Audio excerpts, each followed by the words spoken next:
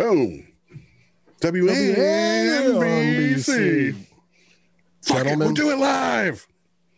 Gentlemen, what are the 4 pillars? You boozing over there, or are you? Oh shit, the 4 pillars. God. Excellent. Excrement. Travesty, Is the only one horror, decadence, excrement. Yes. Well, shit.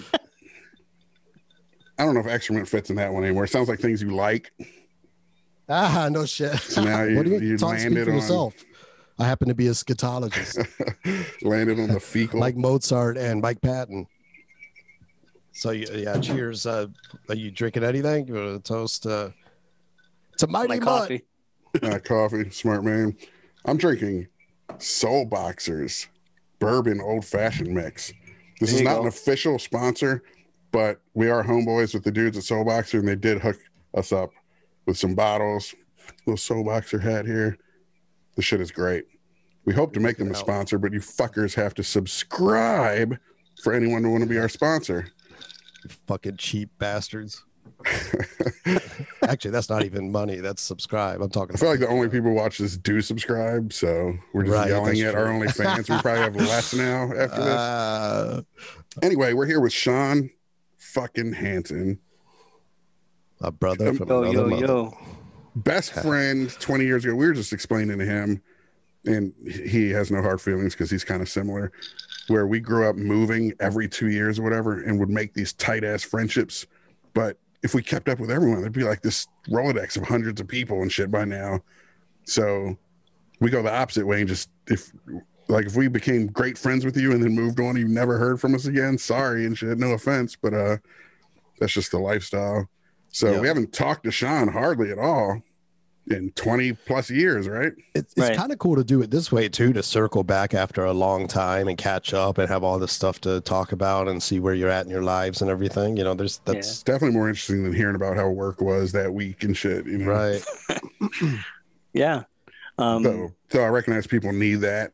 Sadly, I just don't want to be that for anyone, including we got all our stupid projects and shit too that consumed us for years, you know, just trying to get, you know, just our heads in the clouds with all that. But anyway, so we're here to talk to Sean.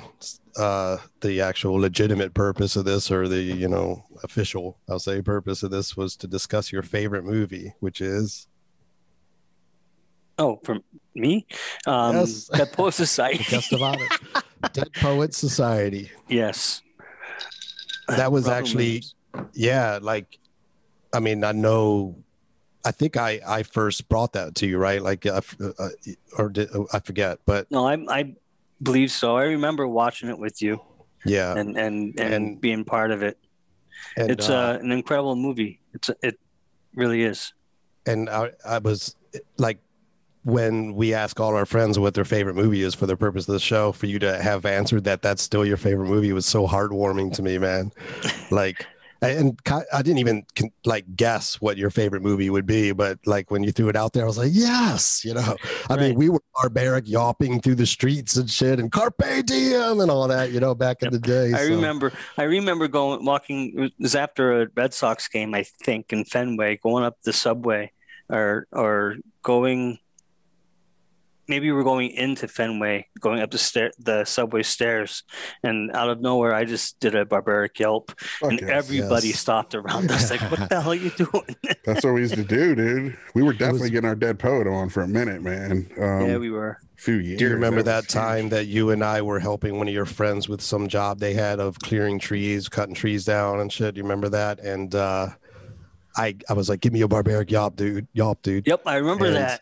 And you did. You unleashed a fucking epic yawp, and then we looked up, and the owner of the house, like the customer, was on his balcony, just like, what the fuck was that? Like, just this old gray-haired dude, like, there's psychopaths with chainsaws in my yard. And we just laughed our asses off. It was. I remember that too. It wasn't a yawp, but I remember inhaling a can of dust off and yelling at people on the tee. In Boston. Live your lives. Yes. Yeah. That might have been more Braveheart inspired, but definitely. Those were the days. Dead Poet Society, though. So do you think, though, the first time you saw it was with Chris? Because Yeah, you absolutely. very well could have seen it earlier because it would have been Yeah, out because like I 10 was years. questioning myself when I said that. I thought I introduced you to it, but then I was like, well, I mean, it was pretty well known, so maybe you had heard of it or if not seen it, you know. I don't see a lot of movies, and that period of time when we were roommates and friends and we were tight, I rewatched a lot of movies. Yeah, So we were all into that shit. yeah, so yeah, I remember watching that.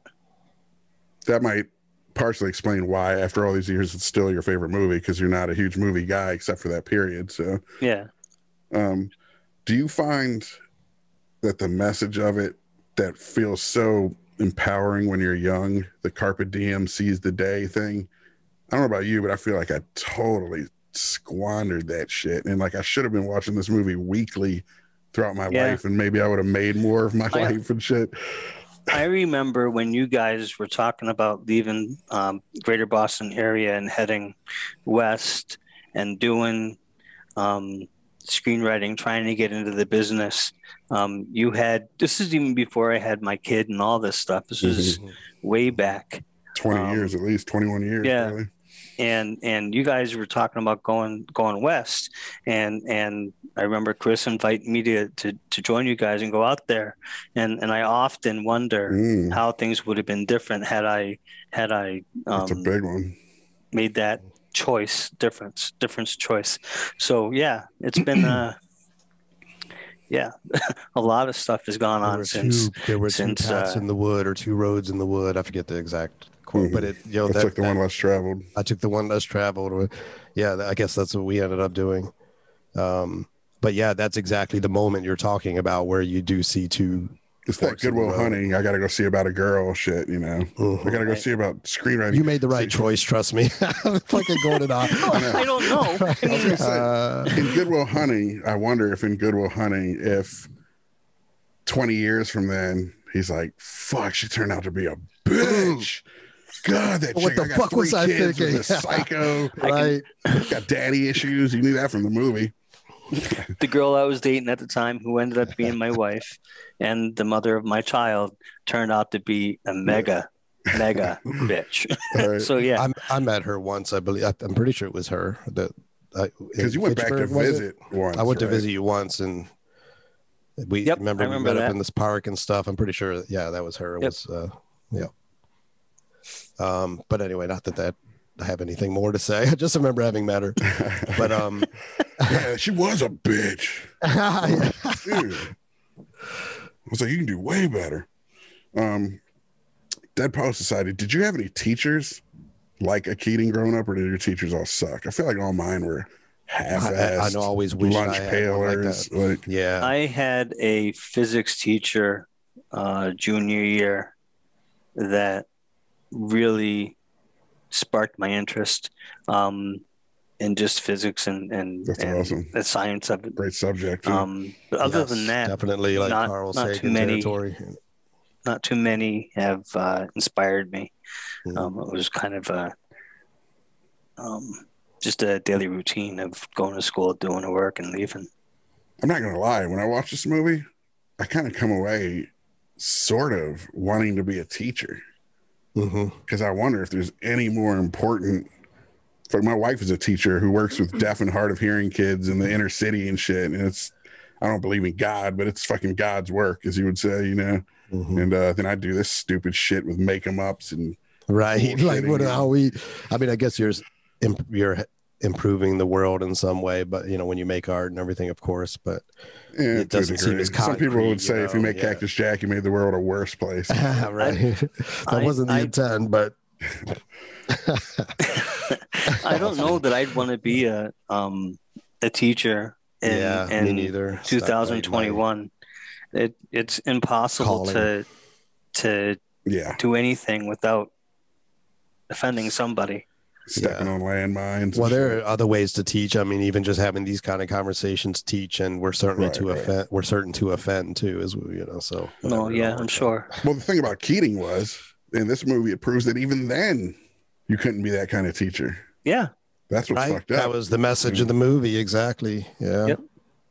Total line. You gotta line. You gotta do what the standard education says you need to do. You can't divert from that at all. If you do, you're you're doing Satan's work. I got friends who are so hard on this kids should be back in school and all this shit, and I don't care. Like my 7-year-old, I feel like he's going to be all right. I mean, I got friends with kids a similar age as mine, and they're like, these are crucial years and they need to be socializing. I'm like, I don't know, man. Sometimes I feel like the school system might do more damage than good. Right. And I mean, they didn't experience my fucking, experience of going through school, because that definitely, I don't know if that improved me in any way. Right. It did more harm than good in many ways. Right. And absolutely. Just depending on what situation you're in, if the bullying situation. Getting socialized sucked. Right. The way I experienced it. Exactly. It's like, yeah, if you're the quarterback who gets the chick, and or right. you're like, you know, we grew you're up an introvert. There's no socializing anyway. Well, even just the standardized testing and all. It's just come on, guys, what are we doing? So just like they're soul draining, you know what I mean? To me, like showing up at school the first day and everything. I mean, even the buildings themselves, the types of schools I went to, you see some of these ones like it's like a palace on a hill, some of these schools, but that's not what our experience of school was. It was just like fucking Soviet era, fucking communist looking buildings and shit. You know what I mean? Like all painted like gray and yellow and all just like you want to puke looking at them. That's one great thing in Dead Poets, man. The fucking atmosphere, you know, the romance of the campus and the fall weather and everything. Like I felt like just watching it again, living in scrubby ass Southern California, which is weather's. I miss the East Coast, man. That's the country. But yeah, like it just made me even feel like I was there, you know, just the falling leaves and the crispness in the air. And again, the campus itself in that type of environment is just intoxicating. Right. All right. I told you we had a surprise on this podcast, right? Yeah. Do you have any inkling what it might be? Absolutely not. Jay and I are going to get naked. I don't want to see that. Like old times. No, we got a couple of guests. I'm going to admit right now. Let's see if these guests pop up. We got one on video there. Can you read that title? Artist formerly known as Nuwanda. No way. Gale Hansen, fucking legend. Charlie Dalton, Nuwanda, Gale Hansen from the Dead Poets Society, and also on the line. We don't have video for you. Are you only doing voice there, Al? Oh no, I got video. Let's see. All right, we're not seeing. You might have to click a button, start video. Oh, here it is. Yeah, there we go. Check this out. None other than Mr. Meeks, Allelon Ruggiero. Yes. Love you guys. Just yeah, absolutely. Dude, legend. Just rewatched the movie and man, I feel like I've known you guys my whole life. I just watched last week. Yeah, and we don't have the full cast, but just you two are up there in the pantheon of the Keating students for sure. I wanted to be Charlie Dalton, man. I wanted to be fucking Nuwanda. He was the man.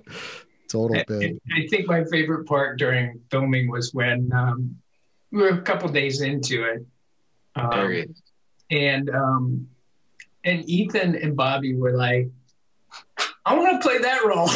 Yes. I don't want to be this guy. We're wimps. We want to be Charlie. It's funny because they're like the kind of co-leads, you could argue, but you're the role. Right.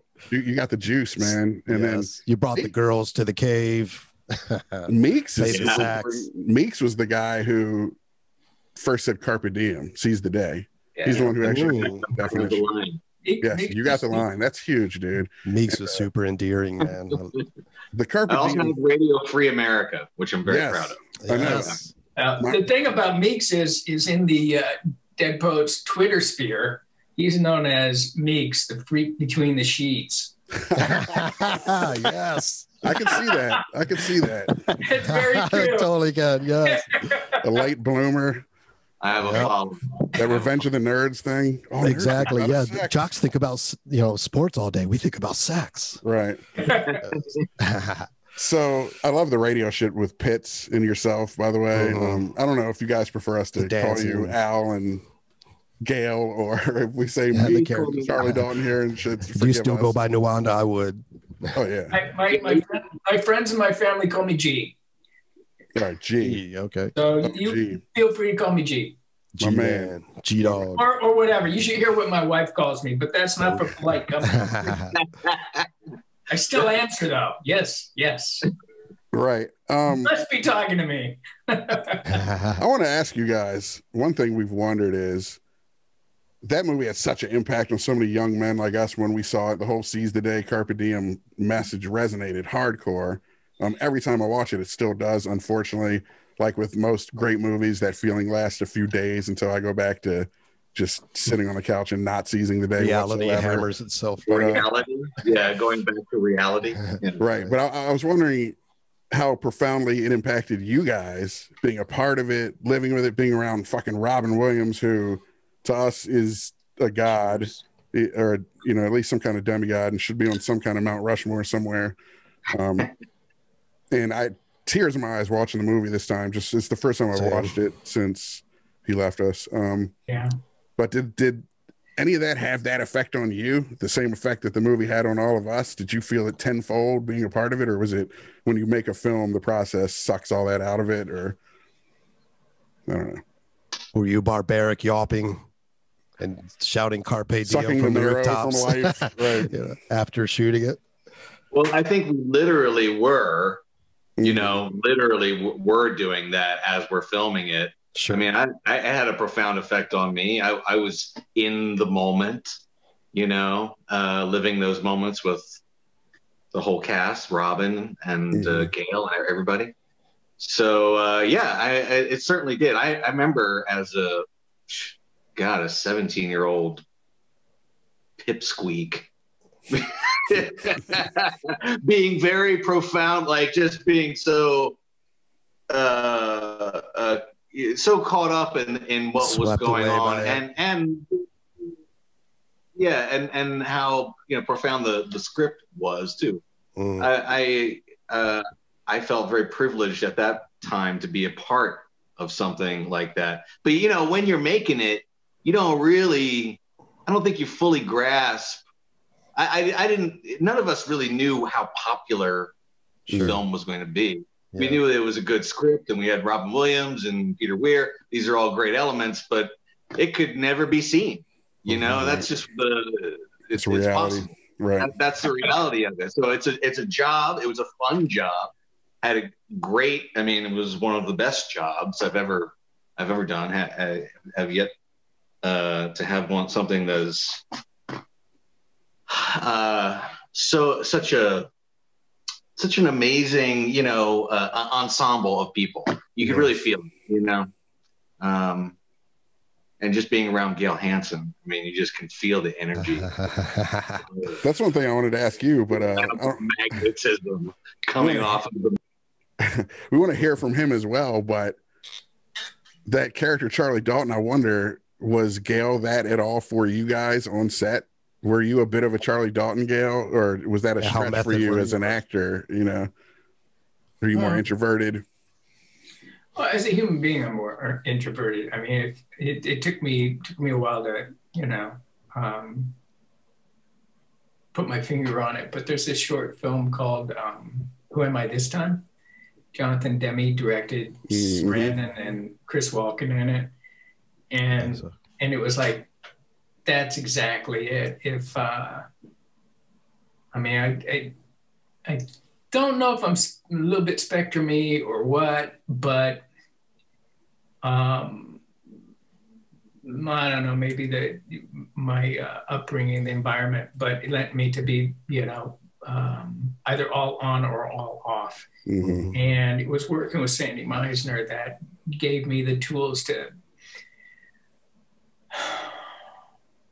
I don't know, save my life. Sounds weird, but not unlike, you know, the not thing weird at all with Keating for the kids, but very much of like every time I come into an environment, it's, you know, what's the world creation? What are the rules of the world?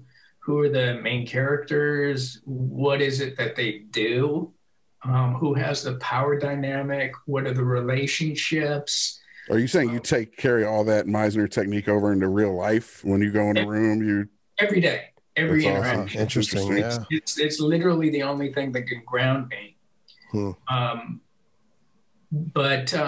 then it's like, okay, now that I know that, who's this person right in front of me? What is the relationship, i.e., how do I connect with this person and relate to them? And in doing so, just by the sheer power of listening and bringing them into me, reinforces them to trust me and open up to me. So then they show themselves, as it were. And it's like, that I can work with. I can connect with that. I can talk to that. I can connect with it in there. I can bring that into me here. You know, everything else disappears, all the anxiety and all that stuff like that. So was I Charlie? Yeah, I guess, you know, I was a good decade older than all the rest of the kids. They'd gone around North America, all the main cities to cast. They'd been to England to cast. They'd been to Canada to cast. They'd seen hundreds and hundreds of young guys. And I went in and read for the role of Pitts initially. Oh, crazy. And didn't get... Y'all could have been radio buddies, man. What made you choose Pitts? They didn't. I didn't choose it. I just got fucking lucky to get an audition. Okay. I see. Okay. And so then I guess the tapes went to Peter, and he was there with his wife Wendy Stites, aka Wendy Weir, who was she production designer? I'm pretty sure. And so they were sitting back in the hotel room and just going through the Pitts characters, and she went, "Stop, go back." And Peter was like, "Okay," because he trusts her implicitly. And Peter's the one who told me this story. We were on a gondola in Venice. Wait 1 second. I don't want to interrupt, but we have another guest who's hopping in. Dylan Kussman, who played Cameron, the Fink. He's hopping in, but I do want to hear the rest of the story. Venice. Bring him in. After dude. There he is. Dylan. Hey, Dylan. Legend. Hey. Another legend joins the club. Yes. Wow. This is amazing. Man, the legend, not another legend. The legend. Yes. The one and only Cameron. How you doing? Pivotal. The poet with the toughest job, the hardest role to carry in that film was Dylan, and he did it effortlessly. You were amazing, man. Said it a million times. It's true. You're so beautifully unlikable. No, he's not unlikable though, because great acting. No, I actually found him endearing. Yeah, exactly. And they're all you relate. You can relate to it. They're all kids. You got to keep that in mind. They're all 17-year-old kids who don't know shit, and they're all doing what their parents tell them to do, and they're all modeling behavior or following behavior that's been modeled for them. So Cameron, we'll get to him in a second. I don't blame him in the way a lot of people, or I did when I was younger and I saw it even, you know what I mean? But Gale, do you want to finish what you were telling the story about when you auditioned for Pitts and Peter Weir and his wife, I forget, Wendy, were watching the reels for the Pitts auditions, and she said stop and rewind, and you were on a gondola with Peter telling you this story. Yeah, you want to finish that story up? All the boys were in Venice for the Venice Film Festival for a showing of the movie there, and it was already a hit because it'd come out in July. This was later in the year. But we were in this gondola, and I was sitting there with Peter and Wendy, and Peter told me, she said, stop, go back, stopped her on me and said, "That's your Charlie." And she's the reason I got brought back in. That's amazing. And, you know, Peter trusts her so much. He was like, okay. But, you know, I don't know what Tom would say, but I always got the feeling that the reason they hadn't found the Charlie was because the role he wrote inherently was older. It was much more informed than the young guys trying to figure it out. And that really dawned on me when we were about to walk out of the classroom, go downstairs and do the walk your own walk thing. And I was waiting for other people to go out and rob him because he was always improvising, working off of what existed in the moment, and turned back and went, you know, will you be joining us kind of thing. And I looked at him and it just like was like a lightning bolt through me and went, oh, I don't need the lessons all these other guys need. I just needed somebody to say, I see it's already in you. Go, do. And it was in that moment of that improv that I went, oh, okay. So, and then downstairs when, you know, I didn't walk, and again, Robin turned around, he was like, what the fuck are you doing? And improvised that. That feels like a movie moment. Oh, awesome. Itself, right? You know, I love that moment, yeah. It was just that day galvanized. Exercising my like, right I don't need the lessons. I just needed the green light, which helped me then figure out the rest of the moments in the film, because he doesn't have a through line like the rest of the guys do. He doesn't have an arc. He just shows up and plays jazz. You know, he just improvs, you know, like Robin did in the moment. Well, he's kind of... Fortunately, he triumphs in every one of those moments, but they don't string together as an arc on the page. Right. And I think that's why a lot of people auditioned for who were wonderful, but it took somebody who's a decade older to play it. At least that's the lie I tell myself. That's interesting. Yeah, makes sense. Charlie Dalton does feel like that R.P. McMurphy to a degree, that Bender who doesn't arc but kind of instigates an arc in others. He's kind of a catalyst character, you know what I mean? But I can see Keating awakening in him that same spirit that was awakened in you by telling you to just be what it is already in you. You know what I mean? That's interesting. Right. Dylan, how did you come to the role of Cameron, Dylan? Did you audition for Cameron, or was it another role, or what? No, I auditioned for Cameron from the beginning, and I auditioned for an iteration of the movie before Peter and Robin had come on, when it was Jeff Canoe and Richard Dreyfuss, I guess, was going to star in it maybe, or something like that. Anyway, so it was 2 years. Liam Neeson was considered at one point or attached. Yeah. Chris Golay Dustin Hoffman. Yeah, so I was in the audition process, and then the movie stopped, and then I didn't hear anything, and then a year later I heard that Peter Weir had come on board and was looking at some of the people who had auditioned for it previously, and I got brought back in. Wow. That's amazing. Wow. Fortuitous. How do you feel about Cameron as a character? Because he is vilified by I love him. He was right. He was right. You know what? You're right, because the movie. Well, look, listen. Yeah, that was the lesson of the movie. Look what all these guys did to Neil. They got destroyed. Killed, oh my God! You guys got Neil killed. Proof positive that Dylan is the hero of his own story. You heard it here, folks. I had a college professor who had an awesome reading of Forrest Gump. That thematically, Forrest Gump is about conform or die. Forrest Gump, sir, yes, sir, conforms, does everything he's told. He's all right.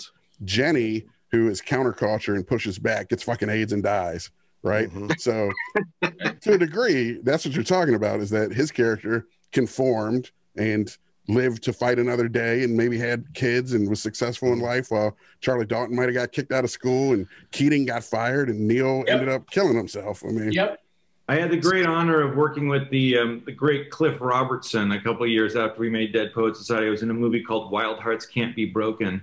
And it starred Gabrielle Anwar as this girl, a real life girl who was did diving horses in carnival acts through the 20s and 30s.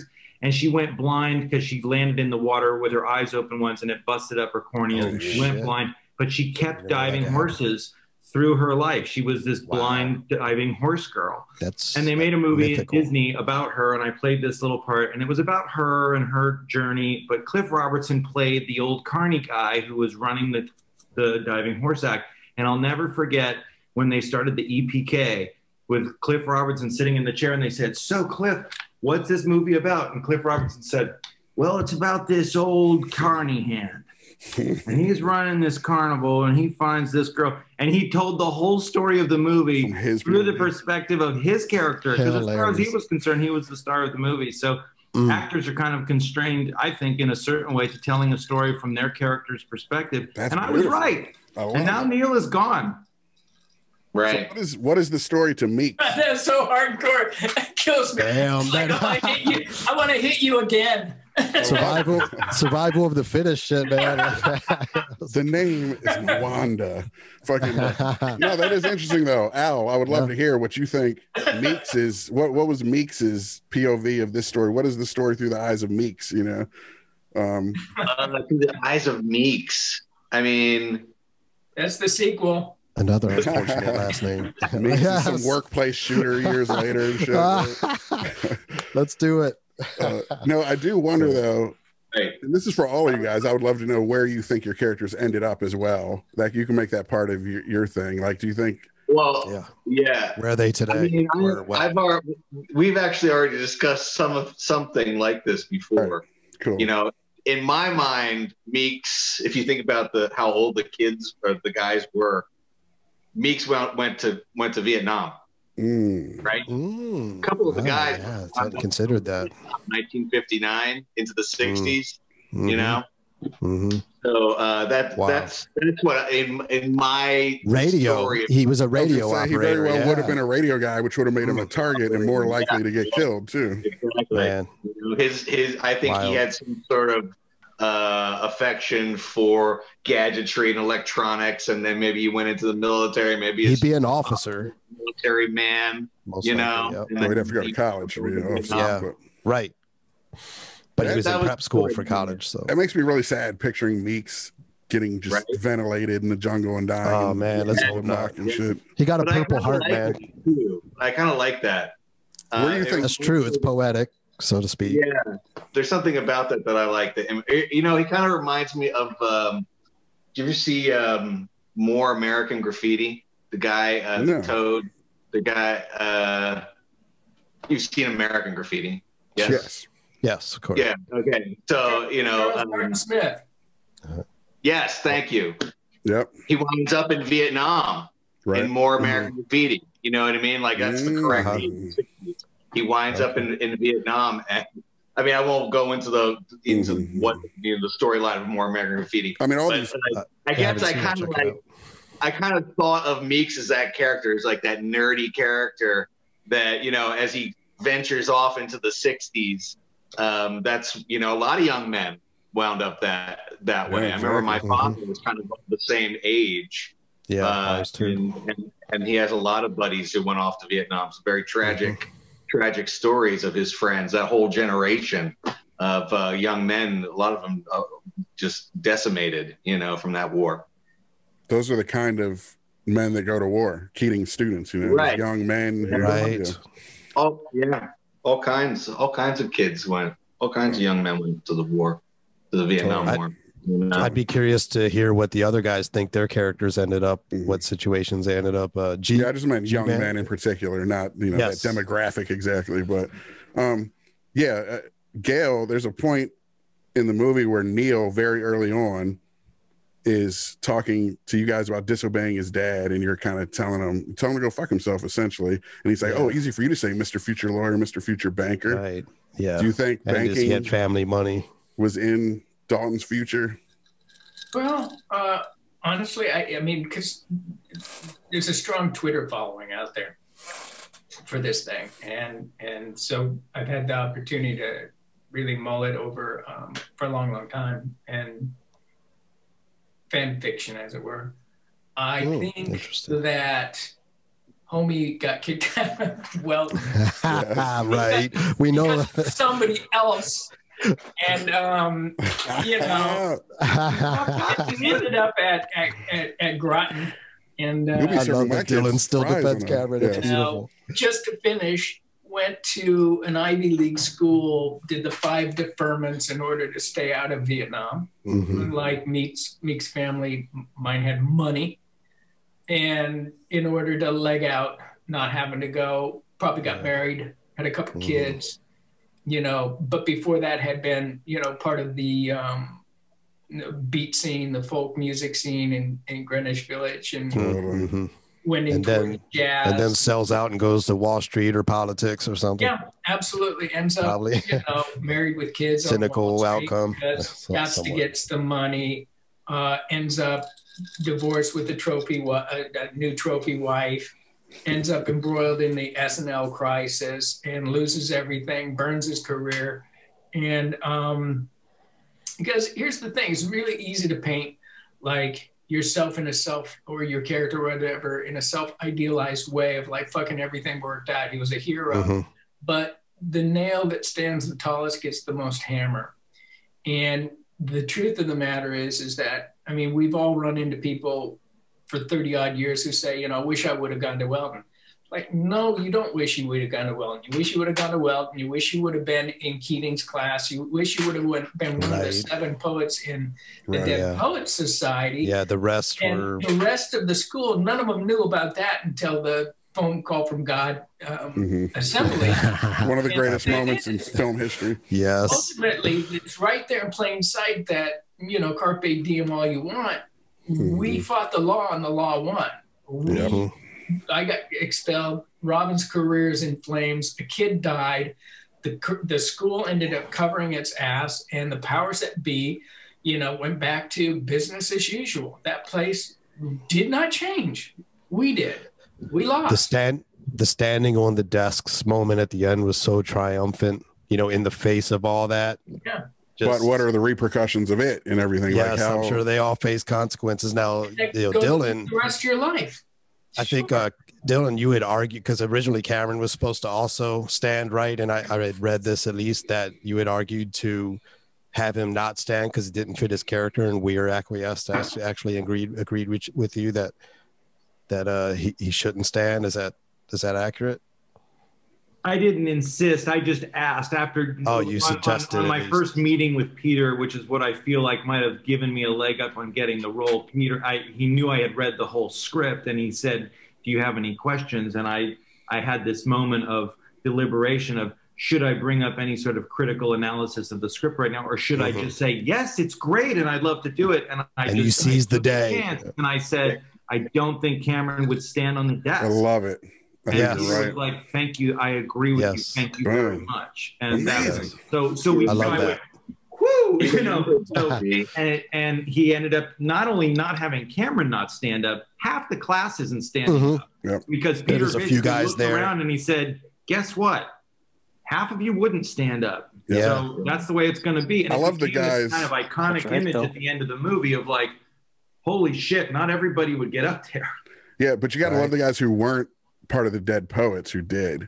There's a couple guys that who stand. Those are amazing That's characters badass. to me. And you know, Keating got through to them even though they weren't part of this. It's my favorite moment. I mean, it's the reason why it's one of the most iconic images in the movie, because it really is. It's so real. It's not like the way, you know, it would have had a much different effect if everyone had got on their desk. I think that the movie would not have resonated the way that it did. Absolutely. It's the tragedy. It's like the a cross tragedy section of conformity and it's so powerful. It's so strong, and it's so difficult to break. That's the message that really sent. It wouldn't feel like an act of rebellion. Ask today's GOP. I don't know how much time we got left to get into politics, but we can go there if y'all want, man. The show goes anywhere. Did we just lose? No, we just lost Al. Oh, he's back. Al. Yeah, okay. I want to hear about Sean. You want to hear about me? Yes. And I was going to say, any questions you got, Sean, shoot them out too. But no, I am just really enjoying listening to all of you guys talking about it. I was brought into this movie. I was introduced to this movie through Chris. I would say 20 years ago. We were roommates in Boston. Wow. A long time ago. And, I had 3 copies of this movie at one point somehow. Yeah, I found several copies. I mean, at the same time. So when Chris and Jay were looking to leave Boston, Jay was going to Milwaukee to go to school, I think, and Chris was going to LA to trying to get into business. I remember him inviting me to join him, and at the time I didn't have anything really holding me back from doing it, but I chose not to. There was a girl that I was interested in at the time, so I went and did that. So 20 years later, I'm no longer with her. I've got a 17-year-old son, and I'm sitting here talking to you guys. It's pretty awesome.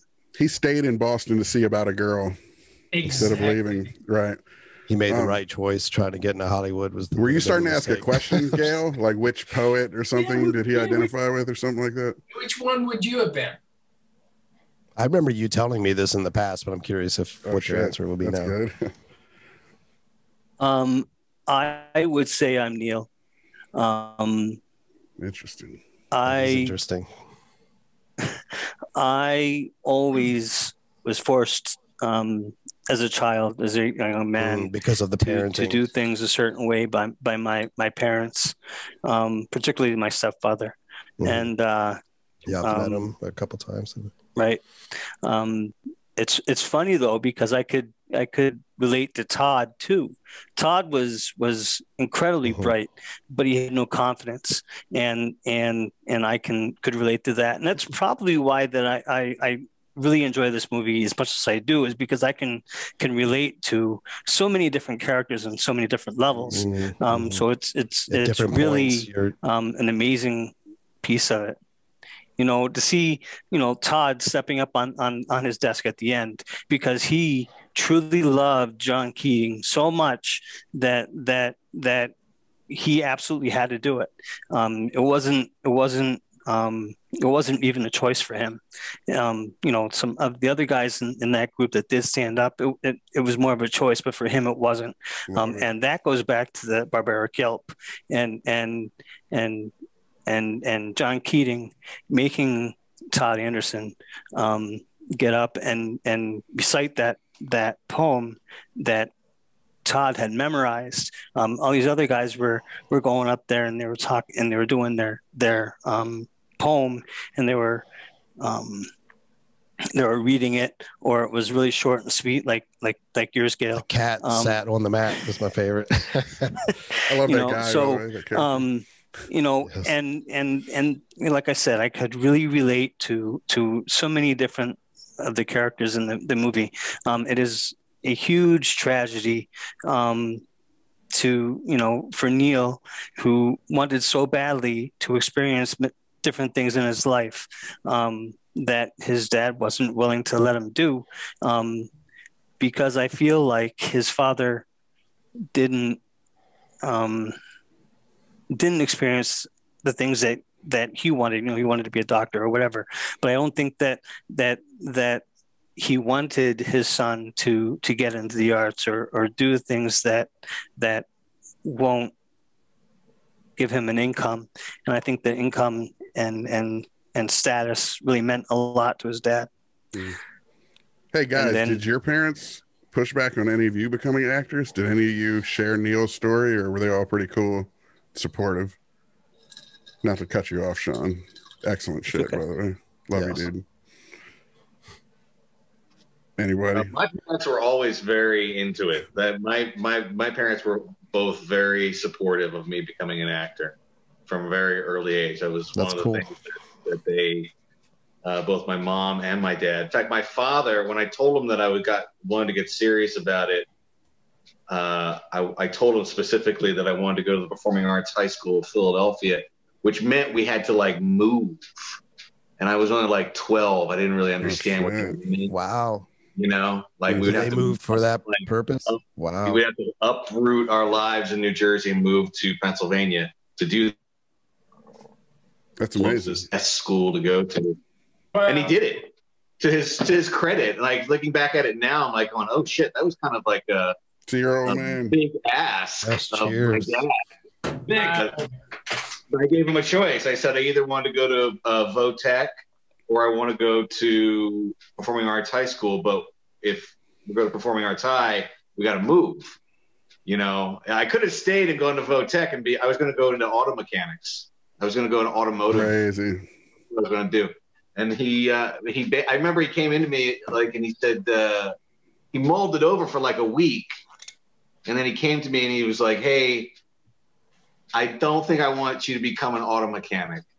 So we're going to do the performing art. We're going to move. That's awesome. Damn, that's amazing. I love it. I hope if my kid is ever in that spot, I do the same thing. I'm pretty sure I would, just because I don't. Well, you got to really listen. Look at what I do for a living. No, I was going through some stuff when I was that age. There was things going on. And I think my father recognized that that's something I really needed to do.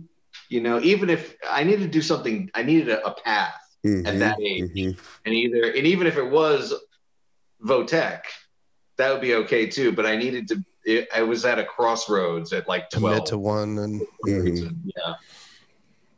Any of you other guys want to get into that one at all, as far as parental support or not? Did you identify with Neil at all, or was it pretty smooth sailing? I had a dream upbringing. With my father worked at ABC Television for 46 years in production services, building sets and lights, and cool. And my mom is an actor and was throughout my entire life a theater actor. Crazy. So I had nothing but complete and total support, and I will be forever grateful to them for that. That's awesome. Gee. I want some of what he's having. I have a feeling we had more of what you had. I knew Al and I went first. You ever read the Great Santini? Darker story for Gale. Yeah. Go third. Yeah. You go with the dark Gale. Bring the thunder, baby. I came from Seattle. It was a million miles away from that thing, and being in the arts was looked upon as possibly not straight. Military, family, violent, alcoholic parent type situation. So for me to go, yeah, I'm leaving from New York to study acting. I was literally pulled aside by someone, father, who had no relationship with, and told, yeah, you just gotta fail. Insisted on it, huh? Got all of that. You know, I was like, cool.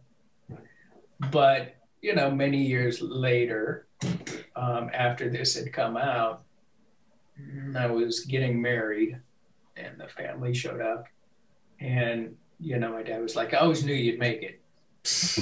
Yeah, now that you're on the other side. Sure. Like, point of fact. Right. Yeah. What he actually said was, and, you know, much to his merit, he was like, well, not the first time I was wrong. Hey, okay. Not to interrupt you, because you keep telling great stories and I keep interrupting them. We have another guest who's going to pop in here.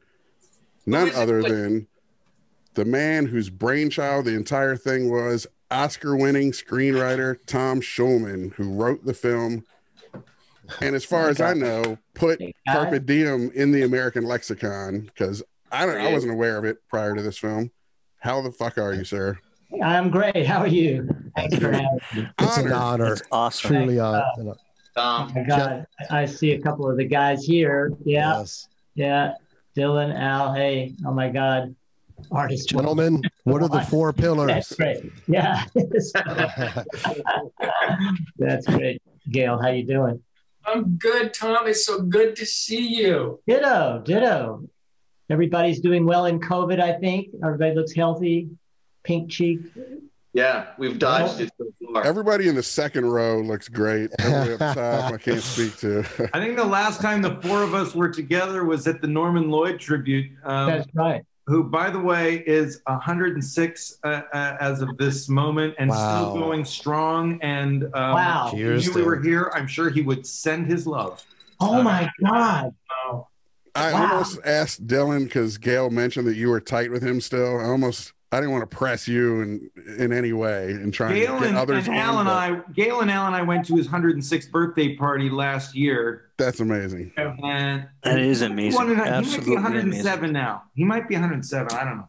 That's amazing. Unbelievable. And still going strong? He's going strong, Showman. Wow. On his game. He was I'm not sure I'll make it to 48. That night. It's just all right. Wow. So when we came up with the conceit of this podcast, part of it was because we would have these long, meandering 3 and 5 hour long podcasts that ran out of energy and steam by the end. And we're like, what if we just cut it off with a buzzer at an hour? So we don't have much time left. Tom, we would love to hear. I know this was semi-autobiographical, I've read.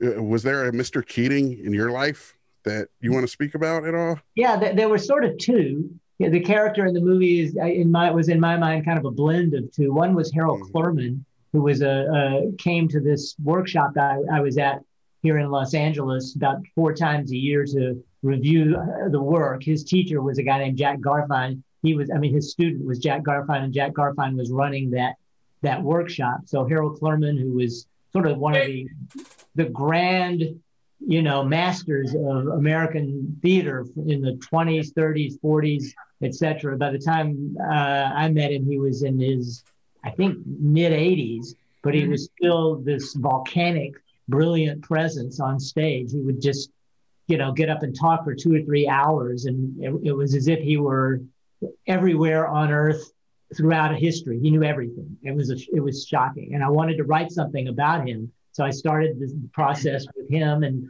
it was actors in his acting class and so forth. And it didn't really work. And then but I was enjoying doing it, and I liked what he was saying. And I thought, okay, I need another. So I thought back to this teacher I had named Sam Pickering, who was my sophomore in high school English teacher, who had, and I keep thinking about this. He was there for a year. He was a wonderful presence.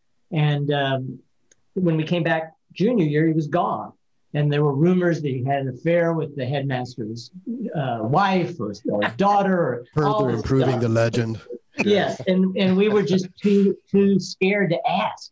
So all that just remained, this. And I think if I had ever known the truth, which was that he just got a better job, he became a professor at University of Connecticut, I might have never written the movie. But this mystery sort of opened it up in my mind. Okay, what happened? So that's great. Yeah, he was, the model in that. Well, we were speaking earlier to the fact in Dylan, with his amazing take from Cameron's point of view, that his character was right all along, because thematically it's, hit all of us that the film actually speaks to the free thinker, the nonconformist gets ground under the heel of R.P. the McMurphy. institution. Yeah, the R.P. McMurphy, right. John Bender.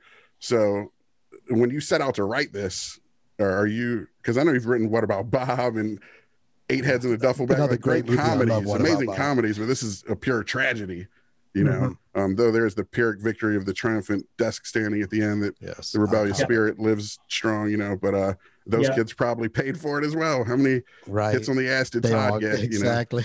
So was that your intention when you set out, or did you find along the way that it wanted to be a tragedy and you felt compelled to listen to the story, or were you like, I want to write a tragedy?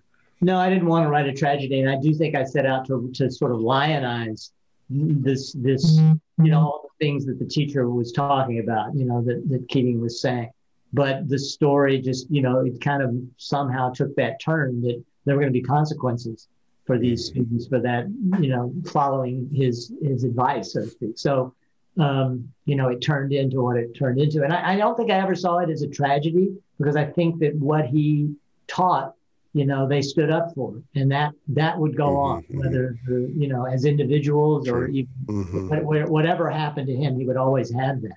And it continues to go on. You are so important to millions and millions and millions, generation after generation of children who turn to you and your thought. And you can't kill an idea as pure as what you gave to this world, Tom. It's so sweet to hear. I know my dog loves me. Beyond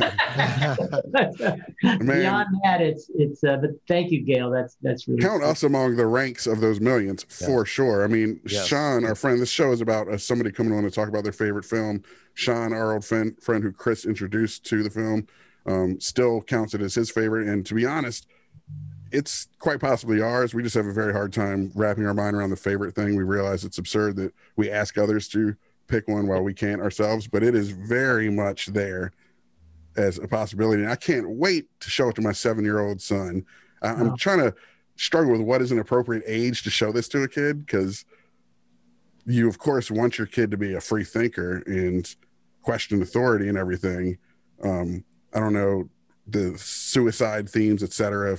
I was watching horrific shit at 7 years old, but we're watching The Exorcist at 6 years old. I'm just speaking to what Gale was talking about, the generational aspect of it, that this thing will continue to live on through my family for sure. You know, it's, Absolutely.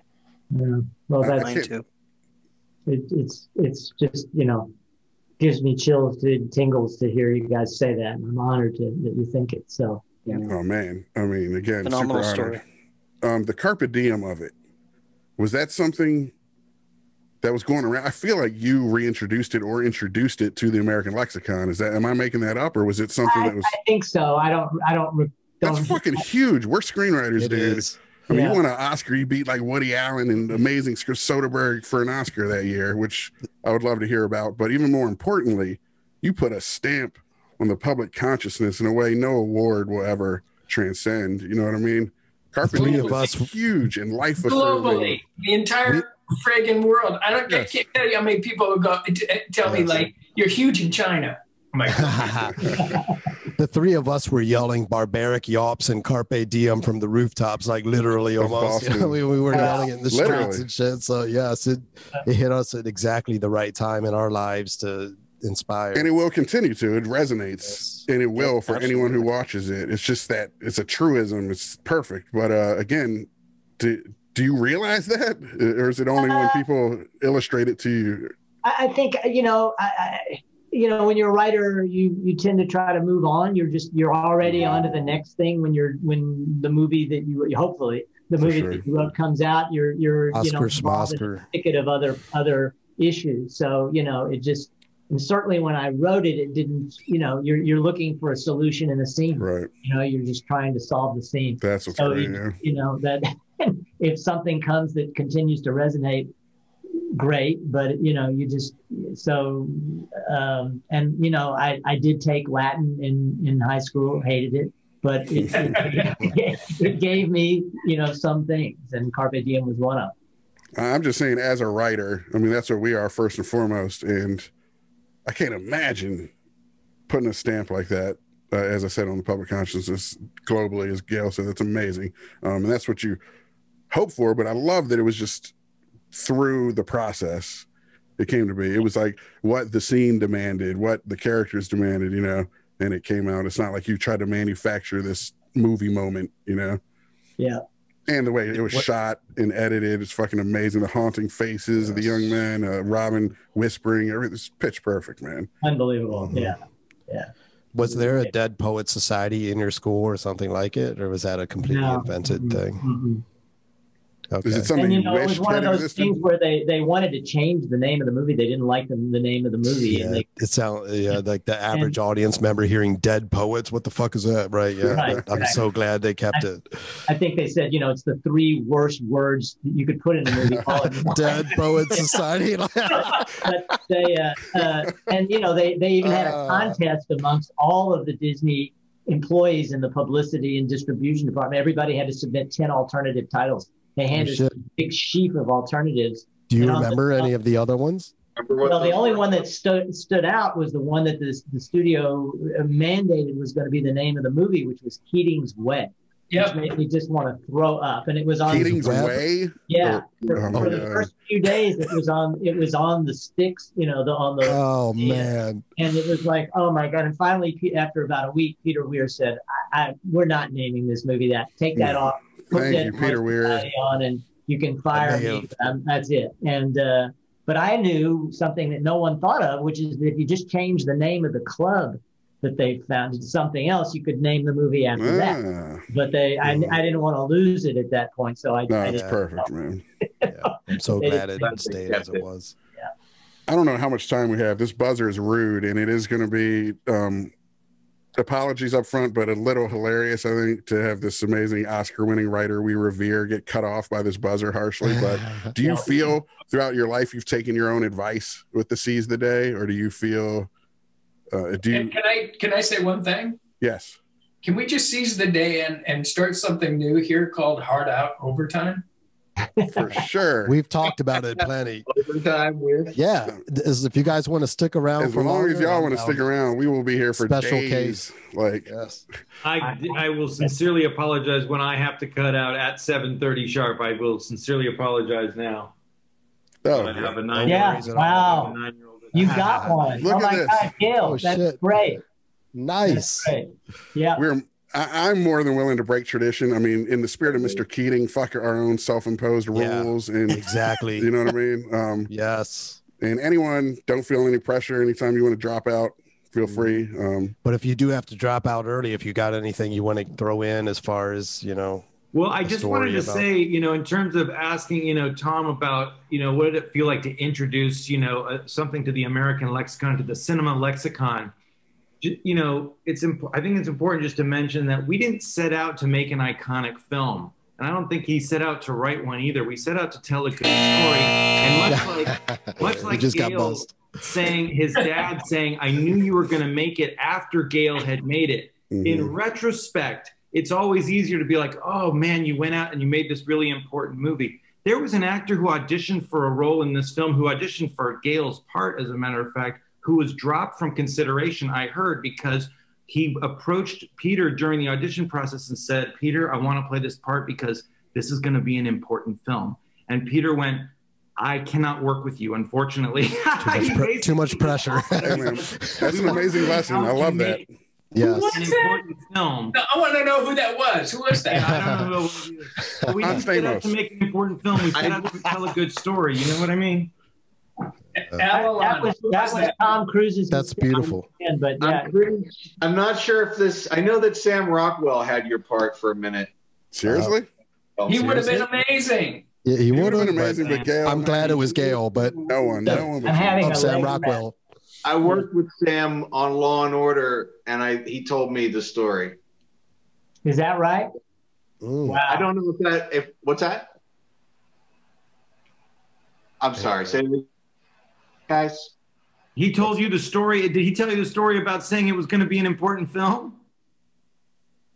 No. That he had been cast in the film. He wasn't the guy. You're not outing him as the guy. I don't think that's true for one reason. Peter was so collaborative that every day he would sit. The casting mostly took place in New York. Casting director was in New York, so they made tapes of everybody and sent it out here. And Peter, every night we'd go. He would go home with the tapes. And then or back to his hotel room with the tapes, and then give them to me in the morning, and I would look at them. And then in the afternoon, we'd talk about them.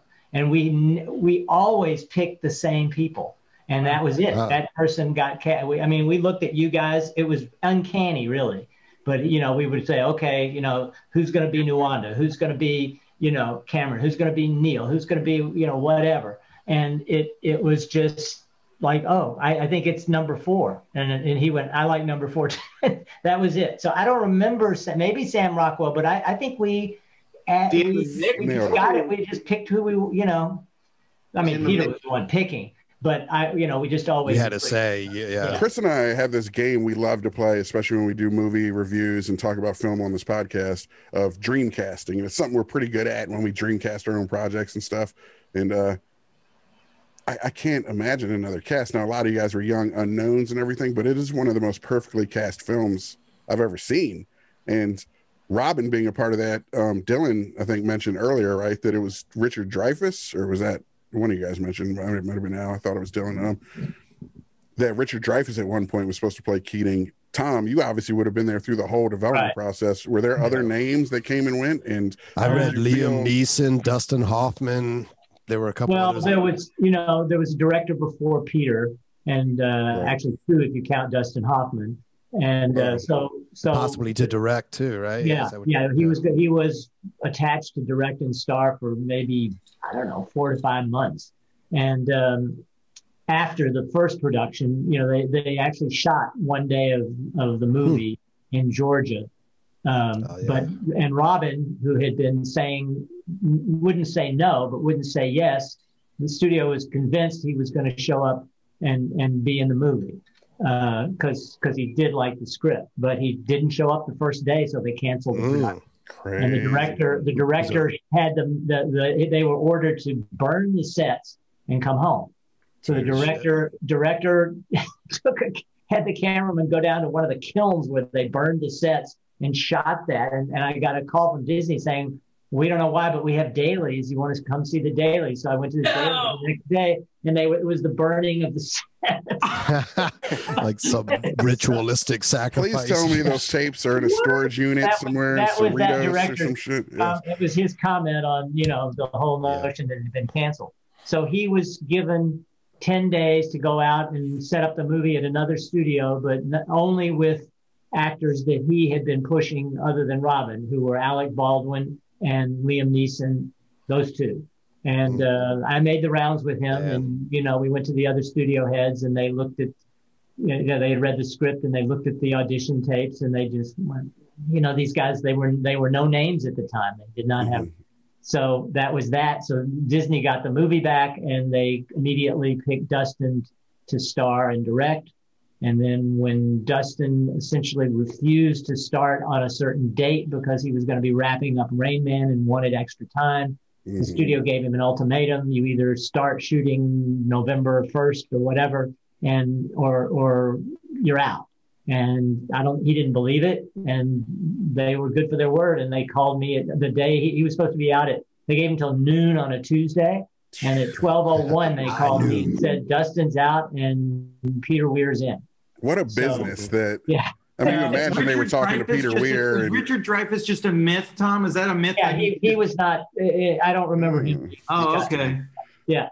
And at that point, Robin was back in. So, you know, 8 months. Respect to all the guys mentioned, but Robin was, I mean, I can't imagine anyone else bringing the same package of mischievous, rebellious, yet compassionate, yet empowering and inspiring. I mean, humanity, the charisma, all of it. It's insane. I don't know if the movie works with those other guys as much as I love all of them as actors. I don't know if it works in the same way, for sure. The dude was such a huge presence, and yet so incredibly humble and generous. Yeah. The way he worked to set every one of us up prior to cry, fuckers. I know, me too. I'm feeling the tears coming on. He would tee it up, and then he'd just step back and let you do it. The whole thing was, I mean, Tom, Peter, Robin, it's exactly the way it felt. It was like, I remember it like it was yesterday. What a gift. That's amazing. What films had he come off of? Had he done the fish? What's that? Good Morning Vietnam. Good Morning Vietnam. He was just coming off that.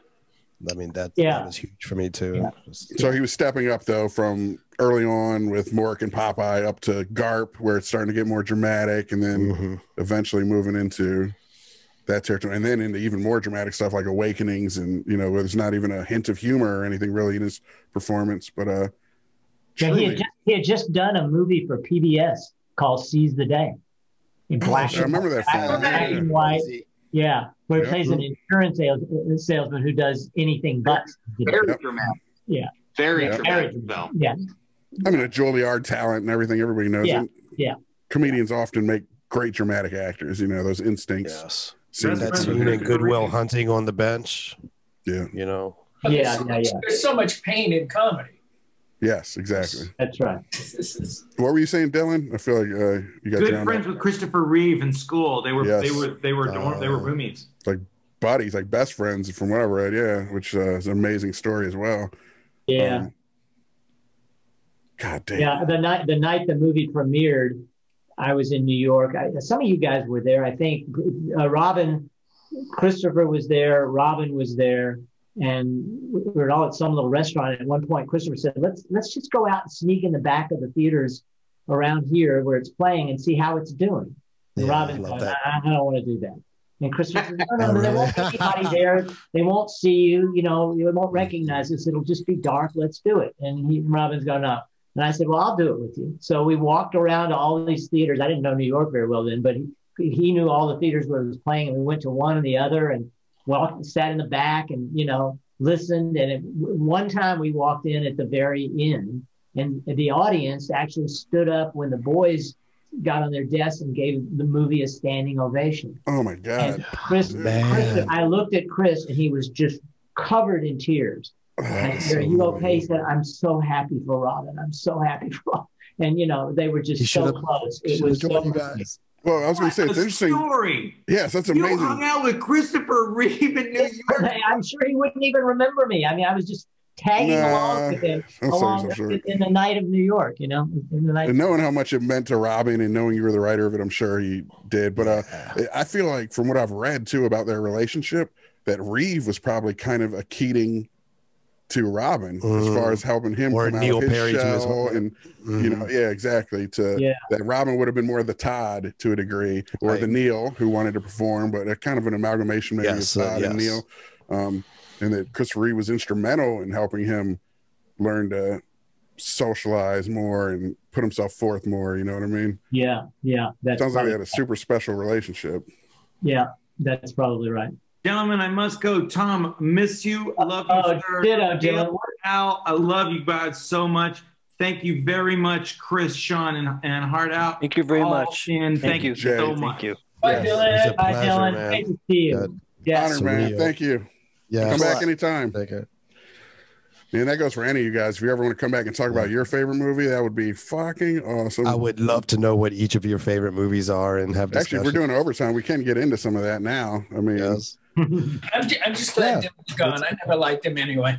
I mean, Cameron, fuck that guy. He wasn't even acting. He's just a dick. He's a total Cameron apologist. I love it. How much like Cameron was he? Let's talk about him behind his back for a second. How much like a Cameron was he, or was he completely different? And he's the guy who's, you know, smoking in the boys' room or whatever type shit, you know, on set. He was my roommate, quote unquote, in the film. So I embraced Bobby, Ethan, Al, and Jamie in that order because that was the hierarchy of the character as written. And with Dylan, I mostly avoided him, you know, and cultivated, if not conjured, a certain amount of antagonism towards him. And still do to this day. To the point where one of the guys, I forget which, I mean, I think I know, who told me, he said, "No, he's a really good guy. He's incredibly smart." And I was like, I don't want to know. I don't want to like him. There's some method acting for you. Towards Dylan at first. Towards the end of the shoot, I think we let a lot of that go. But at first, I remember where it's like he was part of the main cast, but he was a little outside the group. Yeah. Maybe that worked for his process as well. I don't know, but I hope it did. It is funny how that stuff does come out, especially you were all young for the most part. Gale maybe a little bit older, but you know, the Lord of the Flies type shit that can go on a set with child or kid actors or teenagers. You know, imagine some of that. Speaking of set, Tom, were you on set? Were you the writer who was allowed to be there every day and just soaking that up? I wasn't there every day. Awesome. Peter bizarrely, when we met, he said to me, "How come you're not directing this thing?" I'm like, "Are you kidding me? I mean, you know, this is a miracle this is getting made, for one thing, and secondly, you know, you're Peter Weir. It's true. I saw Witness, and I said I just finished writing the first draft of the script that afternoon. My wife and I went to Witness, and I said, "God, if I could only get this guy to direct this movie, get this script to him." Beautiful. You know, Dream come true. 2 years later, it happened. But that is beautiful. At the age of 8, my favorite movie literally was Witness when I was 8 years old, by the way. Unbelievable movie. Yeah. It is. So, so that was, you know, what was the question? I can't remember. How did I digress under that? Hell if I know, man. I'm just in the whirlwind of having you guys here. I would love to hear you just talk about Peter, though. I mean, the question I think was if you were on set every day, but that's what yes, how much? So Peter said to me, "Well, you know, I do want you on the set, and since I know you want to direct, you know, I've directed 8 movies, so you please feel free to ask me questions and, you know, learn as much as you can." I'm like, "Oh my God, that's great." Quite a mentorship. So, So and he allowed me to be part of every part of the process. I mentioned with the casting and, you know, and so forth, all the way down. We just discussed everything, and he wasn't doing it as, you know, I'm your mentor or teacher. He just, you know, we would just talk about things. So everything. We'd go back to his trailer at the end of every shoot every day and just talk about what happened, what's coming up, what needs to be done, etc. I got called back to LA a few times to do work on What About Bob, but otherwise, you know, I was there. So speaking of which, I'm raising a glass to the Tourette's syndrome. Come on, that's iconic too from our youth. That was one of the funniest damn things I've ever seen in my life. To Mighty Mutt. Yeah, Mighty Mutt. That's right. Mutt. Yeah. Was it Mutt Flanders? Yeah. Mutt Sanders, not Flanders. Sanders. Yeah, yeah. You know, but Peter had lived this movie himself. You know, he went to an all boys boarding school in Australia, and you know, as I think Robin did in Detroit, and so they knew it better than I do because I didn't go to a boarding school. So but so that, you know, that just having everyone know the world of this movie so well, you know, just made it so much easier to do. And after one of the previews in Manhattan, I was hanging out outside having a smoke and got approached by two people, a young woman and some dude, and they wanted to talk about how the movie landed with them. And her name was Christina Haig, and the kid was like, you know, like my age-ish, maybe younger, and kind of timid but super cool dude. Talked about how he'd gone to a school just like that, and he was very much like Neil, wanted to get into acting, and his mom wouldn't let him. And I was like, I just don't understand, you know, having to acquiesce to your mom's, you know, you know, decision for you. And turned out he was that was John Kennedy Jr. What? Wow. I was gonna say that name sounded familiar with you know, it was just like amazingly sweet guy, and he loved the movie so much. It was like watching his life story. Wow. I think about 6 months later, I was working on film in Chicago with Christina. Small world. Small world. But you changed his life as well. I mean, the guy was just choked up talking about how you captured his life, Tom. Have you ever heard that before, Tom? No, I haven't. The Kennedy name rings a bell, but I can't. Well, and to think like, you had it bad with Kurtwood Smith as your dad or whatever, but to have that Kennedy legacy hanging over your head, Jesus Christ. Right. Sweet guy, totally unassuming. That's brutal. I didn't know it was him until afterwards. So, as somebody walked up to me and said, "You know, you were talking to us." I was like, "No." Wow, nuts. That's great. I never heard that. Yeah. John Jr., John. That's stupendous. My favorite memory on set with Tom is literally my favorite thing was because I was like a struggling nobody in Manhattan, you know, waiting tables and auditioning. I stayed with Sandy. Sandy was friends with Harold Clurman. Harold Clurman was on my list of people to study with that I never got to before he passed away, unfortunately. So it's like a triumvirate. You worked with Harold. Robin worked with Hausman, and I got to work with Sandy. Wow. Yeah. And but we were on set early on, and Tom was being super sweet, and he was like, "So, what was your last job?" And clearly asking me, you know, what my last acting job was, and you know, I was like working in small theater, maybe where cast always outnumbered the audience. And I was like, "Oh, you know, I was working in a restaurant," and he was like, "Oh." Like, why is this guy an actor and not in catering? You know, the look like, wait, what? We're trusting you with what? And he was like, which one? And I said, some steakhouse. And he was like, stopped. And he just kind of like went, and you called across the set. You went, Stephen, to Stephen Haft. Stephen, every place is like E of Hutton quiet. And Steve was like, what? It's like, you hired the funny waiter. Evidently, I waited on you guys. That's amazing. I don't remember any of that. True story. I was mortified. That's like, you hired the gotta janitor. love that. You gotta love that, you know, for one guy, he's mortified and the other doesn't even remember it, you know? Like that. Talk about POV, standing on the desk and one guy's a worm. the stakes just went up that day. I was like, better come through. Oh, damn. You can't buy these stories. This is amazing, fellas. This is a gold mine. To this day, you hired the funny waiter. Oh, I love you. If any of you have any just anecdotes you want to throw out, funny stories that strike you, that would be amazing. I will say, I want to say something about the standing on the desk and the perspective thing. Watching this film again for the first time in a while since I've had cancer, had a kid, lots of shit changed. I watched it so many times as a young, impressionable man where the carpe diem really hit me like Zeus's thunderbolt or something. But years later to watch it, it struck me so much more now that it really is a story of parenthood. It's not that Wellman or Hellman, the Institute itself, was necessarily the negative. They would not have stopped Neil from acting or having that extra elective. It was his father and the pressure that the family put on him.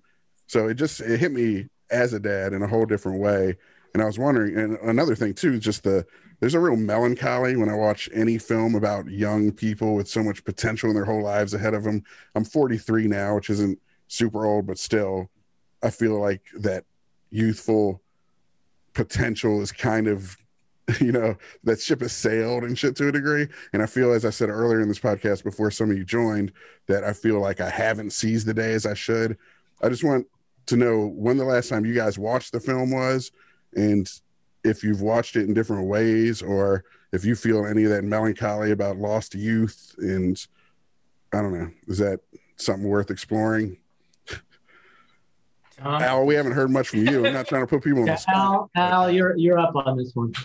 Like, when's the last time you watched the movie? I feel the melancholy of a lost youth every day. Right. But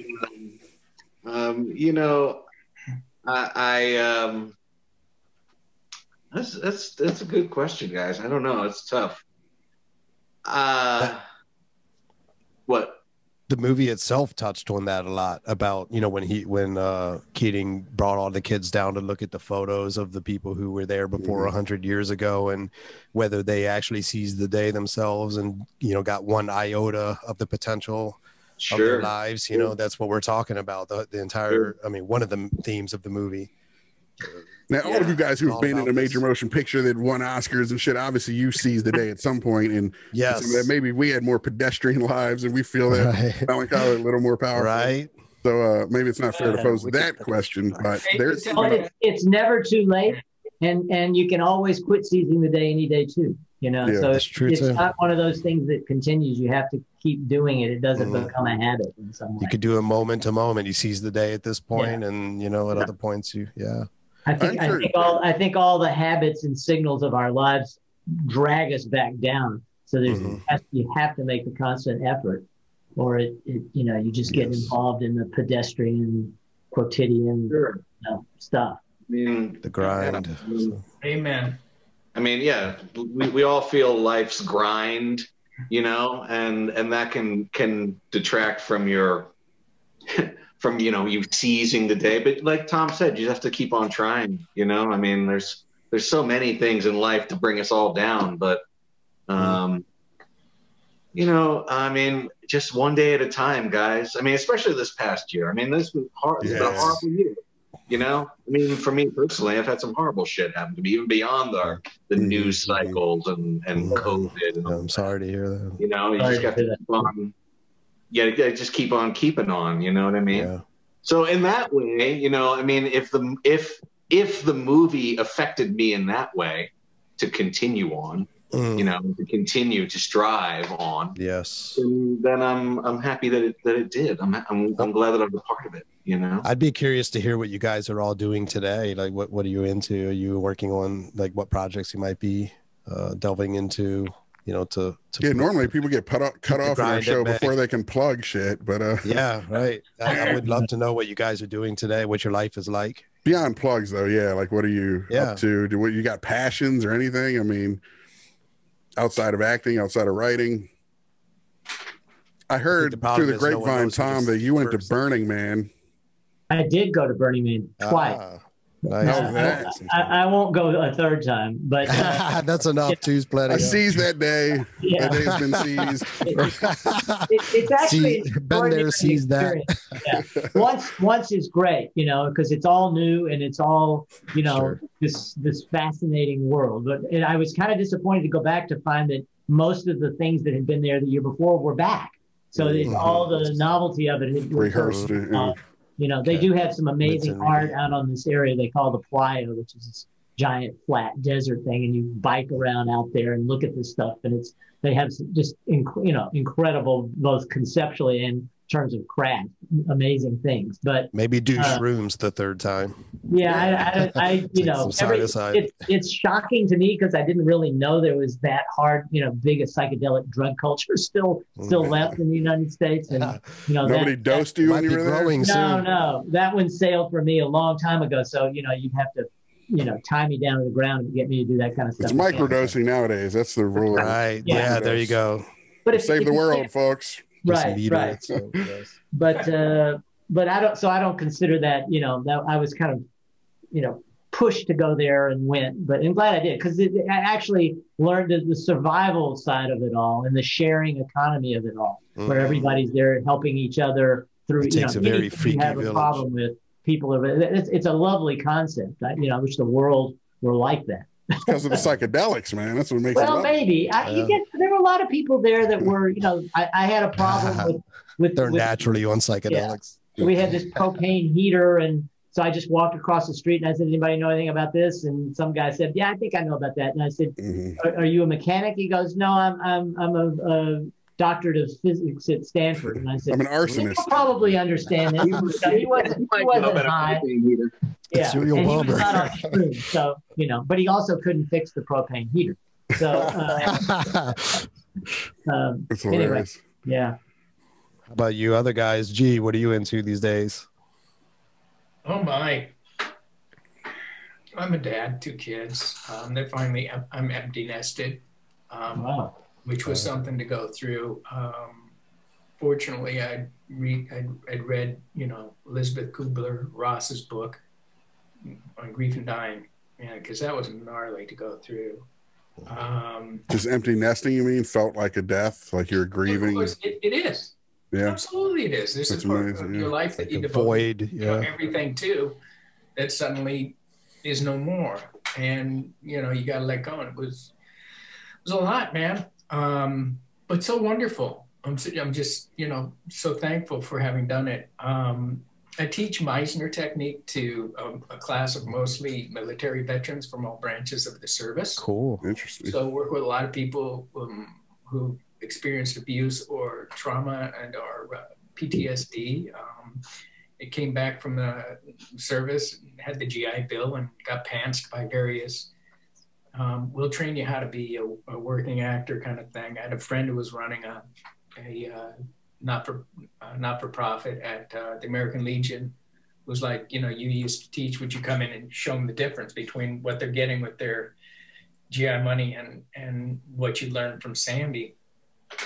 And so I was working at a studio in development at that point. And so like, yeah, absolutely, you know, give back to the troops. Sounded great. Mm-hmm. We're supposed to have maybe like 10, 15 people over 3 hours. It ended up being about 45 people. And one night they split into another night of about the same amount of people. And both nights went around 6 hours, because I'm a big believer that everybody works every class. You shouldn't have to wait, you know, another week, let alone another month, to be able to learn to grow, which is very much in keeping with Harold Klerman, Sandy Meisner, Stella, and theater. This is where we all come from. So, you know, and not for nothing, you know, a lot of the time with the work that we're doing early on, helping to peel away the layers in terms of, you know, tapping into and developing the use of self in the work, it's you know, Todd's sweaty tooth madman a lot of times. You know, it's that breakthrough in order to get them, you know, to know the difference between real life and the facade we all phone in most of our lives with. you know, living truthfully under imaginary circumstances. You think it's a thing, but it's hard to let go. So, you know, very blessed that way, that's also, you know, continued on Zoom, because, you know, it's become a hybrid of technique and on camera, which is very useful. It's something I fought for at least 2.5 years. My oldest son was like, "You should Zoom. I have people from around the world who'd like to do this." I'm like, "No, it's like pheromones. It's like chemistry. You gotta be live." And but take what you can get as well. Yeah. Did you see the Fast Times at Ridgemont High table read? Yeah, we're thinking you guys should do a table read of Dead Poets Society. It'd be fucking amazing. Reprise all your roles, but via Zoom. Just you know. I mean, I don't know who you get for Keating, but or even other projects. The Meeks role. Get Richard Dreyfuss for Keating. It's perfect. We should all swap. We should all swap each other's roles. You know, like the Fast Times at Ridgemont High thing was different people. Like Sean Penn was watching Shia LaBeouf play his role. You know, right. And that was a lot of the fun of it. Was, you know, like the Breakfast Club. You know, like you just recast the whole thing on Zoom and have everyone play the characters. You know, stuff like that. It'd be fun. I'm willing to do it if you get Zelda Williams to play Mr. Keating. Zelda Williams. Who? Is that Zelda Zelda. Oh, his daughter. Yes, yeah. It just didn't come through. She's an actress. She's wonderful. Yes. That would be beautiful. Yeah, he named her after the Legend of Zelda too. Is that right? Look, I've read that. I'm amazed that we pulled off getting you fellas on here. So let me see what I could do. I'm up to the challenge. That sounds amazing. We're gonna name drop you guys though. Yeah, right. Of course. Yeah, for what it's worth. It's either that or Tom. It's worth betting, trust me. If you can get Tom as Keating. If you can get Tom as Keating, I'm in. No, you're out of that. You're not in that one because we're gonna get Sam Rockwell. Yeah. There you go. Right. It'd be amazing. Liam Neeson, Dustin Hoffman. Right. Yeah. It's the what if. You know, the what if of it is kind of fun. You know. That acting technique, the Meisner technique, and how you talked about earlier, Gale, how it applied to your life. It was almost therapeutic in a sense and gave you like this framework to engage with the world. And even, do you find as an actor, and this would apply to you too, Al, that an actor should continue to take classes? Is it like I come from, as a kid at least, the martial arts world. You don't just go to fight, or think of MMA. It's all about training. And training, and then you go fight. But how many actors just show up for the fight and stop training and taking classes? Do you think that it's important to continue to drill like that, or once you have the technique, you can just apply it? I mean, or is it even natural to some it's per person, but yeah, and most do. Most find even when they're very big, they find a sacred space with people where it's anonymous. You know, and they can all work out together for sure. You know, yeah, I use it all the time, and yeah, I find it very, you know, it's you say therapeutic, and yeah, it is, but you got to be really careful when you're working with people, because especially when you're encouraging the truth to come out, that it doesn't veer into being about you or the abuse of the appearance of power. You have to understand that, unlike, you could be in a position of authority and not be the authority. You're just a guide. I work at it more like I'm a Sherpa. You know, I'm gonna put that on a T-shirt and sell it in a merch shop or something. That's great, dude. I mean, I've been up and down the mountain a few times with the work with a bunch of people, and so I know the various things they're going to get hung up on. But ultimately, the journey is their own, and the summit is their view. I just try to get them there so that they can own it. It's the way Sandy taught, which was not towards dependency on the person guiding you, but towards self-reliance, which very much I think fits in with you know, Tom's philosophy in Dead Poets. Yeah. Amazing. Everything comes back to you, Tom. Yeah, I am the. Hey, it all starts with a writer, man. We're writers. We bow down for sure. Actually, I want to speak to the writing, if you don't mind, for a second, Tom. Sure. As far as I mean, we've got buddies. We got a buddy who's doing a podcast. He kind of broke in as a writer years ago, had an option and management, et cetera, and then took years away, and now he's doing a little podcast where he's back. trying to break in. He's interviewing all these writers. And I wonder for you, if you want to talk at all about process, are you more of a procrastinator, let it gesticulate and percolate, which I find myself to be, and then show up on game day or in crunch time and slay it? Or are you a daily Raymond Carver who would say, you got to sit your ass in the chair and you can't let yourself do anything else but write for that allotted amount of time? You know, do you have, I mean, I believe in what Raymond Carver said, but I don't do it, you know? So I suffer a lot of, you know, guilt and self-flagellation, and you know, that's just part of the process. You know, in the cleanest office in the world and all that stuff. You know, but I've come to think of all of those things as just part of the preparation. You know, and that it's, as much as I don't really understand it, it somehow, you know, if I've got a job with the studio and I have 12 weeks to do it for some reason. You know, that would be, you could do a page a day, or, you know, 2 pages a day, make it just so organized and easy. But no, I wait until the last 3 weeks. Preach. Thank you. You know, start writing. And it's just, for some, that pressure or whatever, just, you know, again, I've just grown. It's galvanizing. I was going to write an article for our mutual friend, Jean. She's a former editor of Script magazine.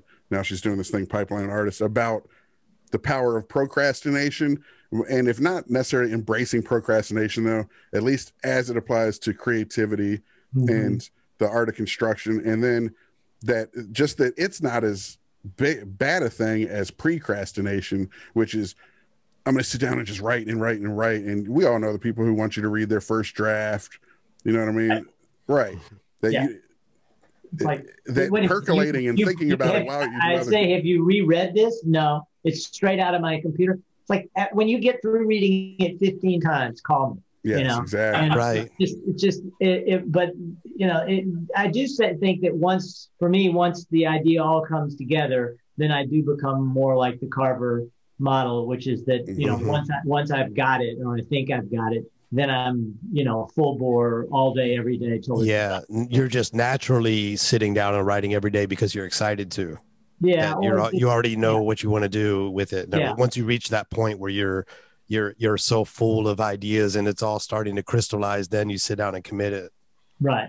I do think that I have one thing that works for me, and I know that it works because when I don't do it, the scripts aren't as good, which is that once I get through making a lot of notes, and it's usually somewhere between 25 and 120 pages of just junk that I've thrown into a file in the computer with the project's name. And the thing, you know, at that point I will go back and read, and I realize I've had the same, what I think of as brilliant idea 5 times, you know, written it. I never had it the first time, but then I go through and I put everything, you know, I kind of neaten it up and make sure every idea is its own paragraph. And then I print it out and I slice all those ideas up in the same way people make cards. Each of these things becomes a strip of paper. Sometimes it's just one sentence. Sometimes it's 2 or 3 pages and it's a whole scene, whatever. And I put them in a big pile and I clear off all the floor around the room around me. And I just start laying them out on the floor in the order that I think they would be the scenes in the movie. And sometimes I'll get to the scene that I think is going to be, you know, in scene 22. And then I've got scene 24, and I have no idea how I'm going to get anything, link those two. I thought, oh my God, I thought these flowed logically. They don't, I don't know. But I don't think about it too much. I still got a pile of stuff to put out there. So I just keep putting, and then all of a sudden when I'm over on scene 96, just laying it out on the floor, oh my God, it'll occur to me. I know what to do for scene 23. Eureka. Go back and do it. That eureka thing. And I think that process actually allows that eureka thing to happen because it's relaxing. Do you think making it a physical endeavor is part of that? That's important because it's spreading on the floor versus having it all on a digital. More tactile. I don't know why, but it feels, you know, again, when I don't do it, the scripts are not as good. I mean, it's easy to get lazy and not do it because it takes, you know, at least a week once you've got almost getting caught masturbating if someone walks in or something. Like, what are you doing, dude? Right. My process, what? Right. So that I would recommend. You know, I guess the other way to do it is put cards up on the, you know. Yeah. I like your way though. It sounds kind of occult or something, like you're drawing pentagrams on the floor, reading the tea leaves, or read the entrails. Exactly. It's all over and it's fairly easy to lay it out, because you know you can first put everything in just kind of a pile that's for, you know, you look at it and you go, okay, this is in the first third of the movie, this is in the middle, this is in the end part, organized in degrees. Yeah. Do you? I don't want to harp too much on the writing thing and bore people who don't give a shit. Gale, I know you write. Al, do you write at all? I have. I'm not working on anything right now, but I've actually written some stuff with Dylan. Oh, nice. So you guys have the curse as well, as we like to call it. Do you outline a lot, Tom? Well, that is the outline. That's the outline. All right. But it's just the random ideas and organizing all the random ideas. At the end, I take, you know, a page worth of those strips, and I actually scotch tape them onto a piece of paper, and then they'll all be on. So at that point, there'll be maybe 130, 140 pages of that thing, and I put them in order in a notebook or two. And then I just open it up, and there will be, like, you know, 3 suggestions that I thought would be the title. Here are the possible openings. And I just start, I say, oh, the opening should be this. And so I've usually figured that out already anyway. But, you know, it's the guide or the outline to the entire script. For sure. Wow. And I want to see it. I want just someone to take a standing on the desk photograph of you with all your shit spread out on the floor. Well, I did it for Dead Poets Society, and, you know, strangely enough, by the time you get through that process, almost all the work's been done. You know, you've got lots of, you know, dialogue and everything else. And it got to the point where, you know, I would be writing scenes like, you know, make your lives extraordinary. I was literally falling asleep while I was writing. Shut up. I wanted to hear that you're like crying with a cigarette hanging out of your mouth. You know, when I went back and revised it, I wasn't falling asleep. But it, you know, it turns the process, makes it very. But the ending of the movie came to me in that because of that process. You know, I knew I didn't have an ending. I didn't know how to end it. That's what I was getting at with the outlining, though. Do you have a predetermined ending, or do you let the characters take you there? You know. Well, in this case, I knew already that the teacher was going to get busted for, you know, for Neil. I had that.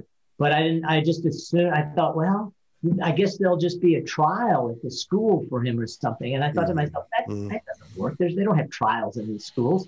But I was dutifully just kind of doing the rest of the movie with a tremendous amount of fear in my gut that I wouldn't have an ending, but ignoring that.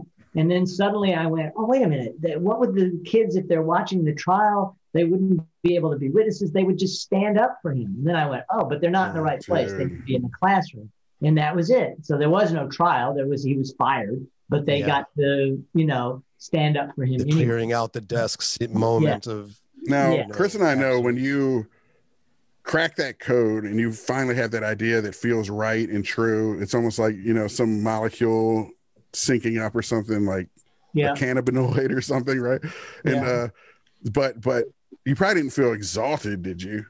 I don't know. Like, no, I knew that moment. You know, the moments in the movie that work. I'm actually meant you probably did feel exalted. Oh yeah, I did. Oh yeah, the heavens open up. Exactly. Yeah. I mean, it just felt like, oh my God, you know, that it just hits you. You know, you get hit by these moments, and that's. This is how you remember, like in the '80s, the sitcom kind of thing, like, or in a B movie or Porky's type movie or something, be like, oh, that guy just got laid or whatever. For a writer, that's what you're like the next day. Everyone's like, man, he must have just landed on a perfect scene or something. He's just nice and pleasant to be around. Yeah. For a few days at least. Gentlemen, I have to take off. All right, man. See you, Al. See you guys. Dude, it's been a pleasure and honor. Been dead it again. Come back anytime. Al. Please. Thank you. Yes. Well, I have one last thing to say. All right. And because I said before, but I'm a big believer that you have to take a swing at every opportunity you get. RPTU. Tom, you changed my life. I'm eternally thankful. I wouldn't have lived the life I've had if it weren't for your creativity your determination to put it down on pages, to see it through, to the movie it became, and really humbling. Well, thank you. And your work changed mine too, right? So it did. It did. Like Charlie Dalton is an all-timer. Nuwanda. Yeah, Nuwanda. Like, the one I wanted to be, the character I wanted to Still be. Want to be. Yeah, still. All right. So yeah. But thank damn you. it, Neil. The name is Nuwanda. Yes. Fucking best response ever. The amount of cred that my kids have gotten over the years from it is. I did want to ask about your kids watching the film. Yes. Is that, I know you guys, it seems like we're winding down, it's time to go or whatever, but if you want to speak for a second, did you watch this for with your kids? Do you remember the first time they saw it? I would love to hear about that as well. Yeah. Both of you. The oldest grew up with it. I assume the youngest did as well, but I guess I wasn't paying attention in a while. He came home from 5th grade and he said, "You were in a movie." Pretty common knowledge. You're like, wait, which one do you mean? Because there's some stag films out there. It was Dead Poets Society. I'm like, yeah, we have a copy. Do you want to sit down and watch it? You're a little young for it, but and he was like, the reason I know is because my teacher told me. I was like, oh, okay. It's his favorite movie. Cool. Inspired him to teach. His son's teacher on here, dude. He says, "I'm just like your character." I was like, hate to tell you, that's not a good sign. No, it is. It is, man. It's a good sign. Not for you as a parent, maybe, but for him, it's a good sign. I end up meeting his teacher for the first time. Guy turns bright red, then goes white. And he's just like, and we broke the ice and had a nice conversation. How sweet he was, but in that moment, it's just like, how incredible is it that the guy tells me I became a teacher because of that movie, because of Tom's story. I might later in life become one because of the integrity of life in that changed this guy to be a teacher. That kid is teaching my kid. Wow. That's amazing. Wow. That is amazing. That's humbling. That's great. Have you, Tom? Cool. Have you, Tom, been in teaching positions? Have you taught classes or even just one-on-one mentorship type situations? I've done both. I don't think I'm a very good mentor, but I don't think I'm a very good teacher either. But don't worry, we're not going to ask you for notes. Yeah. We don't do that. Just curious as far as what you want. I've filled in for friends who teach, screenwriting at various places. For whatever reason, friend's wife died. He was teaching at SC and went down there and, took over his class for a while. And just, it's a humbling experience. It's really hard. Did you feel an extra pressure to be a Keating? No, but I felt a little extra pressure to be better than I am. Yeah, I feel that in all aspects of life. So imposter syndrome sort of thing happening. Exactly. Yeah. So, there is that old saw, those, not everybody can do. I don't think you have to be a good writer to be a good teacher of writing, and I don't think good writers are necessarily good teachers, so absolutely. It's just like the Salinger types and stuff who are recluses and, myself among them. Or like a baseball analogy, Walt Reniak, some of the great hitting instructors ever couldn't hit for shit, Right. Right. They got the eye for what good hitting looks like, So, yeah. All right, fellas. I mean, again, we could talk forever. I still have a million questions I want to ask, especially Tom, since we just directed our first feature, which you did. That's we don't have to get into. Gale has seen it. It's a piece of work, but it's certainly very much different than Dead Poets Society. It's pretty much the opposite of Dead Poets Society, which is ironic considering where our hearts. What's the name of it? Can I see it?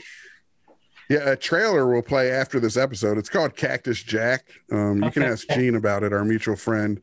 It's a very specific thing. We set out to make a movie about what horrifies us, a horror movie. Wow. In this age of language and rhetoric as violence. You know what I mean? So it's about a white supremacist, and it's probably the most unhinged, unfiltered depiction of hate you've ever heard, because we felt that we don't want to judge even this character as a writer. You know what I mean? We want to humanize even this worst person, which I know is a dangerous tightrope to walk, but we felt to judge him or to cut him off. So the hate speech is kind of indulgent, is what I'm going to say. Gale can speak to this.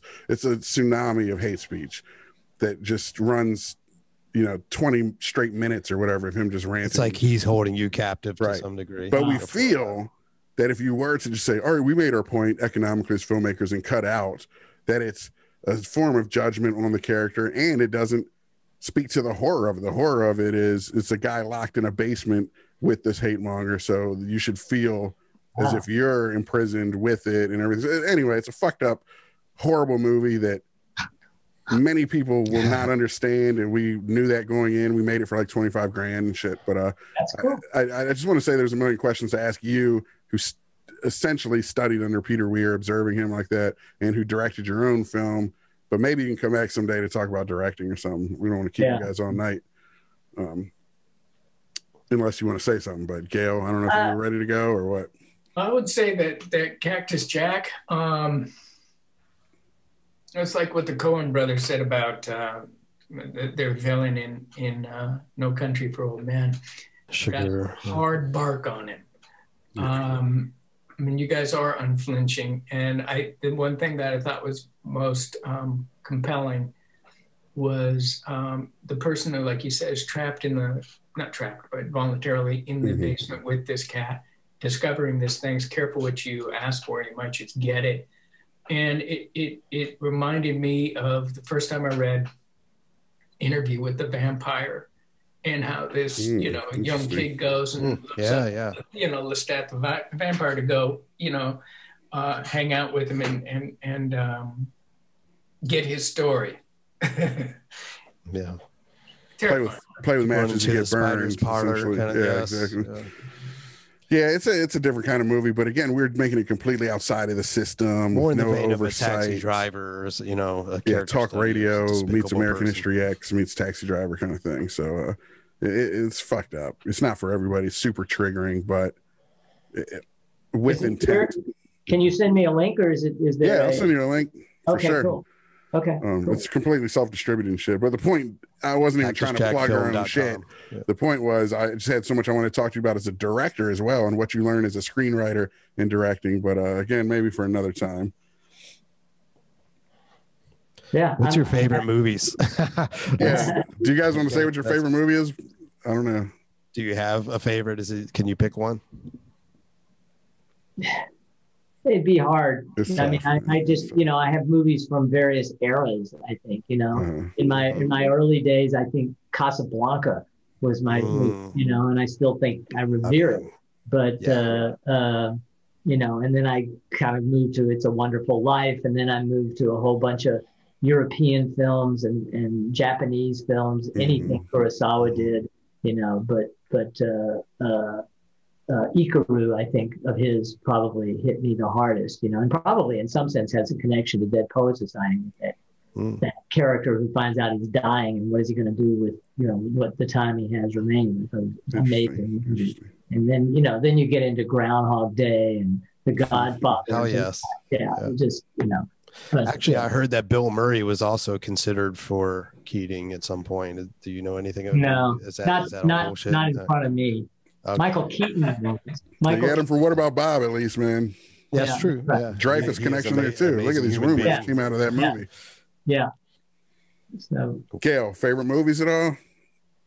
Cactus Jack, I know. Other than that, I think coming of age studying, as an actor, it was Tender Mercies, because that's beautiful. Like, to me, the quintessential Meisner actor doing a seamless Meisner technique performance. But as I've gotten to this point in my life, absolutely, it's About Time, just because of the father-son thing, And I mean, I've said it before. If I had a time machine when I was younger, and I could just use it for two things. When I was younger, I'd go see a classic ball game with Murderers Row in Yankee Stadium, nice warm fall day. And the other one would be an evening on Central Avenue, watching all the great, jazz players like Ella and Louie and Nat King Cole and Miles, and just spend a night there. But now I'd go back once each and be a dad to my kids when they were young. I miss it. Yeah. I was very, very, very deliberate about being there, being present, and raising them. And it's best thing I ever did with my life, be a dad. I'm in the thick of that now, and I can concur. And I'm somebody who my entire life, my worst nightmare was the responsibility of fatherhood. And we had a dad who took off when I was like 2 or 3 and didn't hear from him until years later when we were, you know, in our late 30s or 40. And my son came along, you know, like up there with like Fukushima on the accident scale. Nothing I ever want anything to do with, but is by far the most meaningful thing I could ever imagine. And I'm in the thick of it now, and I kind of have a anxiety about what you talked about, going through the empty nesting and whatever already. I can imagine, like, I watch him grow, and it's like, soon he's going to be a teenager, and then he's going to be gone. It's creepy. It's weird. Dude, I panicked the first time my oldest didn't need me to hold the bottle. Right. Too quick. So you needed to be needed. I needed anything but being needed, but I found something in it, you know. You're making me really sad because mine have been gone for, you know, years now, and it's just, you never get over it. I mean, you get used to it. You never get over it. I never had kids, and that's exactly why. See, I didn't have to subject myself to what you guys are How feeling. old are your kids now? Mine are 32 and 26. Wow. How did they react to you going to Burning Man? They thought it was funny. They didn't think I were they surprised or no? I think they made a bet on how long I would last and how long. So they were shocked, but they gave him the Molly. Yeah. Love it. And then he sold it at Burning Man, made a buck. Exactly. What are they up to now? Both aspiring documentarians working as cool. Yeah, you know, sort of in the trenches, working for other people who are making documentaries and sort of hoping to do their own, you know, but also kind of coming to the realization that it's a really rough, you know, the filmmaking world is just a rough world anyway. Yeah. And, you know, they have all kinds of ideas of their own, and they're, you know, stymied as all of us are by, you know, the powers that be and what the algorithms want versus what we want to do. So it's but you know, I'd say they're fulfilled in the sense that they have something they're passionate about, you know, and that's all you can ask really as a parent, right? Yeah.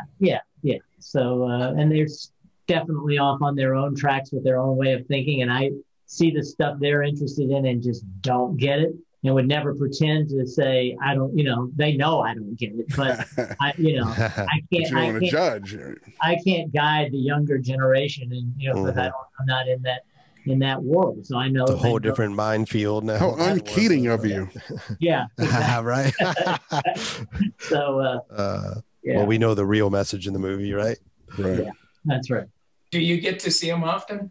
Yeah, they're here in LA, but you know, because of COVID, and you know, they want to be really careful that you know they don't give it. We socially distance visit sometimes once a week, usually once every other week or so. And you know, it's my younger son and I met at a park and played guitar for a couple hours together, and you know, just that kind of thing. And, love it.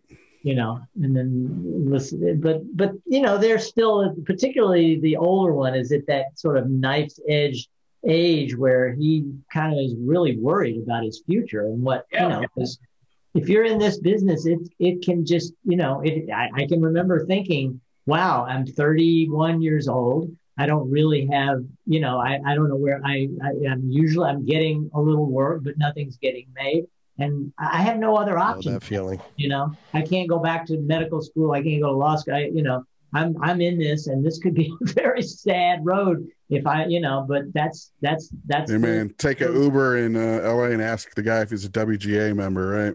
Right. Exactly. Well, somebody told me, and I never saw it, that they put a crew outside of a restaurant called Morton's that used to be a fairly hot industry restaurant, and they asked everybody walking out, "How's the screenplay going?" And no one said, I'm not writing a screenplay. Right. That is Like, hilarious. well, we've got a few in development, but Everyone and their grandmother. Exactly. So, but It's you a tough know, bracket. That's true for podcasts now. Everyone and their mailman has a podcast. Yeah, right. Look at us. I Yeah. did. What do you think of? You said they were making documentaries. Chris and I have this term. I think there's some little contention here, but I think Natasha Leggero, the comedian, had coined a term on a podcast, "make 'em ups." Once, like, she doesn't watch make 'em ups. She just watches documentaries. right.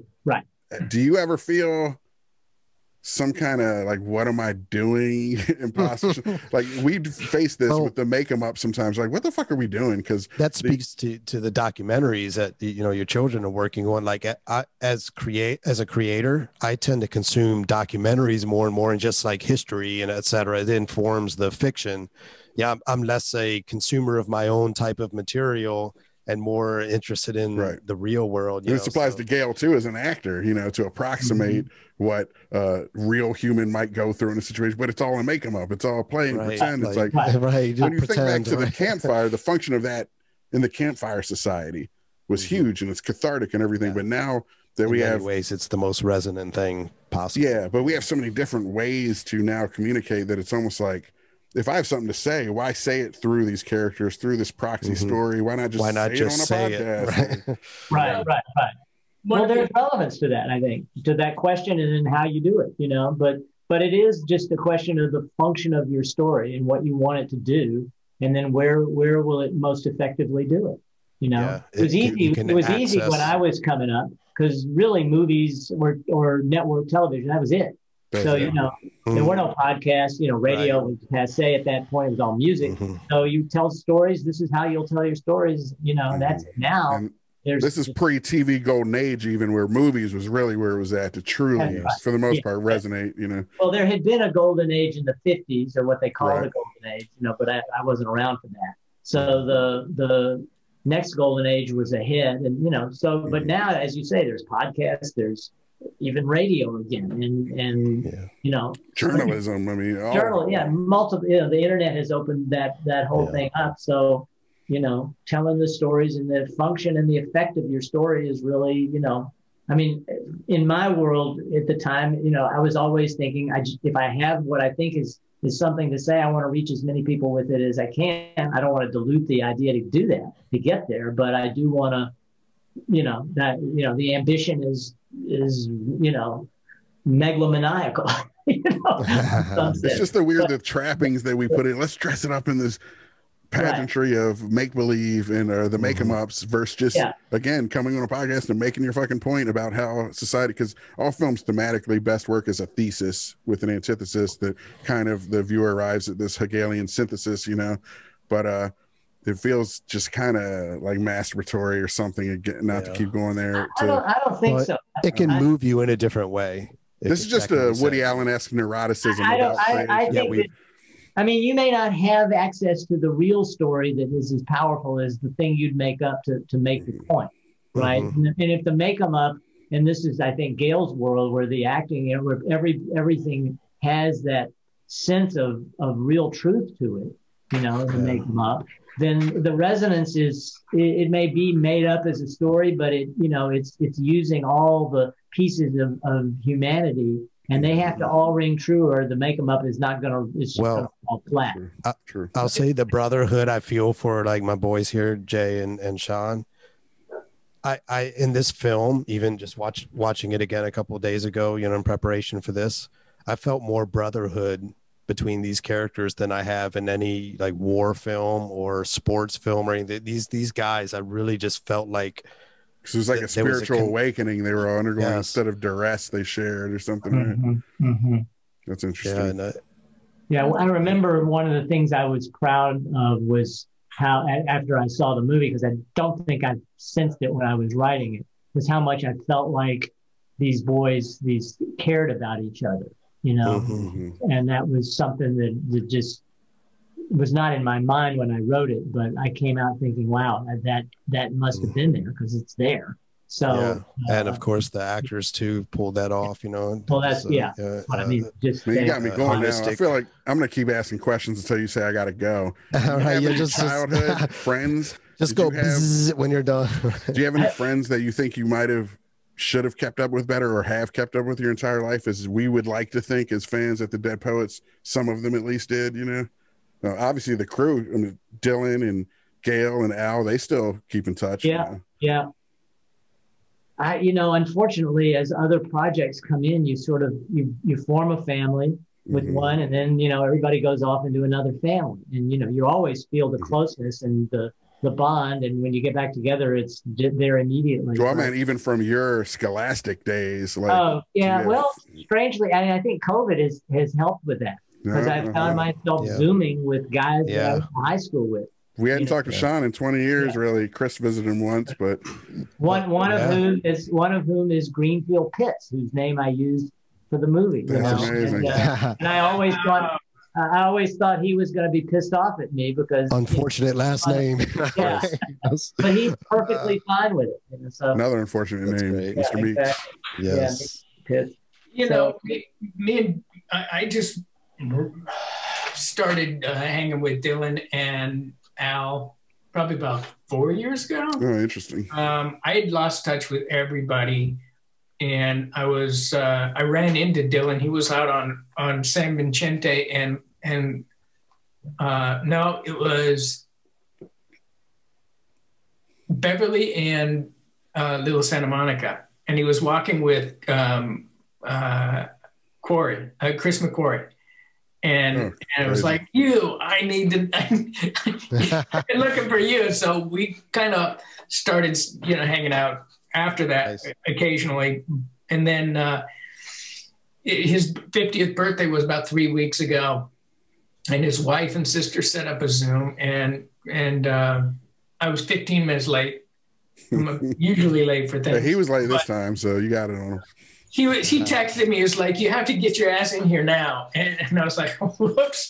So I logged in, and Bobby Robert Sean Leonard was there. Jamie Waterston was there. Unfortunately, Josh Charles had just logged out, so it was everybody but Ethan for quite a while. It's Knox Overstreet. 20 minutes, and it was amazing. It was like we all fell all over each other, apologizing for losing touch. But the friendship was like yesterday. I hadn't seen Bobby since 92. Wow. James since 89, 90. Crazy. You think COVID, though, played an instrumental role in that as far as everyone getting back together? Or do you think it was just the serendipity of running into each other on the street regardless? I mean, obviously Zoom and technology. But. Just like what Tom was saying, COVID, nobody was doing anything, so they get on and social media in general emerging. Like my brother Jay and I, our dad left when we were very young, and we didn't know where he was for 30 years. He could be dead for all we knew. We heard rumors that he had twin daughters, and then thanks to Facebook, his twin daughters found us. A few years ago, and we reconnected with our dad that we hadn't seen for, like I said, 30 plus years. And he just passed away recently. So we got a chance to see him and be with him for a while before that. So before Facebook, it may have never happened. It's crazy the way.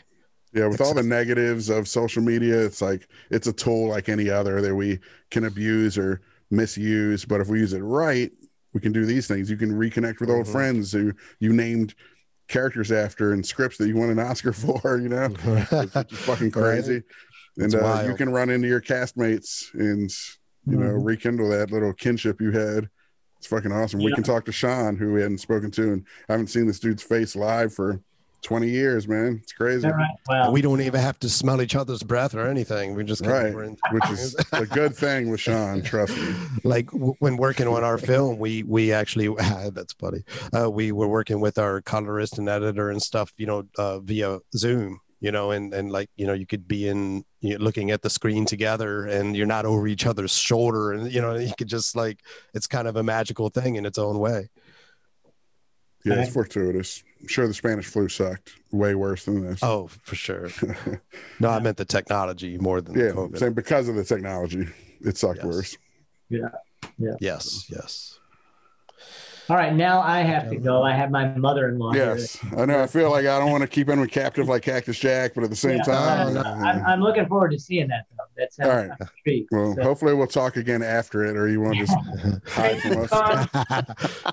Thank you, Tom. Thank you for making all of this possible. Yes, Thank you, Gale. I we appreciate bow the down to kind the words. writer whose brain this all springs from, like Aphrodite from the surf. Yes. We are not worthy. Thank you, guys. Thank you very much. I really appreciate it. Truly an honor All and right. a privilege. Thanks, man. Peace. All right. Thank you. care, Thank you. gentlemen. Thank you. And then there was one. Mad. What's up, Gale? You got to take off? Yeah. Yeah, it's about time. I think we Thank you ran very our much, course. G. Thank you, Sean. Thank you, Chris, Jay. Thank you. Love you, man. You are the best. Truly. Yeah, I remember meeting No, you in seriously, you are. at Relativity. That's where Jay and I met you. You were I think the it's the VP second there. meeting we ever went on as writers. Yes. Is You what were it like, is. "Are you guys funny? Go!" No. yeah, but yeah, we were. It was surreal for us because now, as you know, Dead Poets was so formative for Dalton, us, man. and we're like, "What? We're meeting fucking Nuwanda? This is insane." I know you're humble about that, and I love that about you. It's one of the things that Yes. makes you such a sweet, awesome fucking dude. But I mean, you got to realize that character is iconic, and the way you embodied it and brought what you brought to it just made it that much better. Again, I wouldn't have cast anyone else. None of those other guys they talked about. Sam Rockwell, you're the shit. This guy will forever be Nuwanda and should have been all along. Yeah, I appreciate absolutely. it. When I was at Relativity, I was working on a project, better part of a year. And there's one guy who was formerly at Disney, Chip Diggins, great guy. Great name. He, side by side in these meetings, story meetings, blah, blah, blah, blah, blah, forever, and going on almost a year. And he comes into a meeting, sits down, he just looks at me like, You just figured it like out. just angry, like, you mother. And I was looking at me, he goes, he's like, seriously? I was sitting next to you for a year and you didn't tell me? I'm like, Charlie fucking Dalton. He's like, I worked at Disney when the film was happening. I can't believe I've like been with you for a year and didn't realize it. I feel like, I was like, come on. What am I gonna do every day? Show the chest. Work, face but- paint. I never really ate out on it, guys. I would really feel like a carpenter gets hired to hammer nails, and once the building's built, I don't own it. I can't live in it. Got to walk away. I'm telling you, that's just testimony to what a beautiful soul you are. Because man, I would milk the shit out of Charlie Dalton. No shit. I'd be like, this I is would be Charlie going Dalton around table for as two. Nuwanda. Charlie That'd be Dalton, my Nuwanda, official name. bitch. Yeah, I'd be wearing that lightning bolt every time I go out. I wouldn't really, but it's funny. It's the Twitter crowd that brought me around, especially LGBTQIA, who helped me realize that it ain't about me. My embracing it gives them a place to ground themselves, and that sense of inclusion matters. And for so many years, I was like kind of like distanced myself from it. I was like, I'm glad you like the movie. It had nothing to do with me. And it's very much like Alan Swan in My Favorite Year, where the kid finally goes, when he says, I'm not a hero, I'm an actor. And Mark Linn-Baker says, that's where you're wrong. You were all those things to me. And we need our heroes wherever we can get them, because the rest of us don't get to live out that life, I'm about to cry. And it dawned on me that it was in my desire to stay humble. It was disrespectful for the people who hungered for validation, and they don't get it anywhere. And so, I slowly but surely kind of got over myself to be able to embrace them embracing it.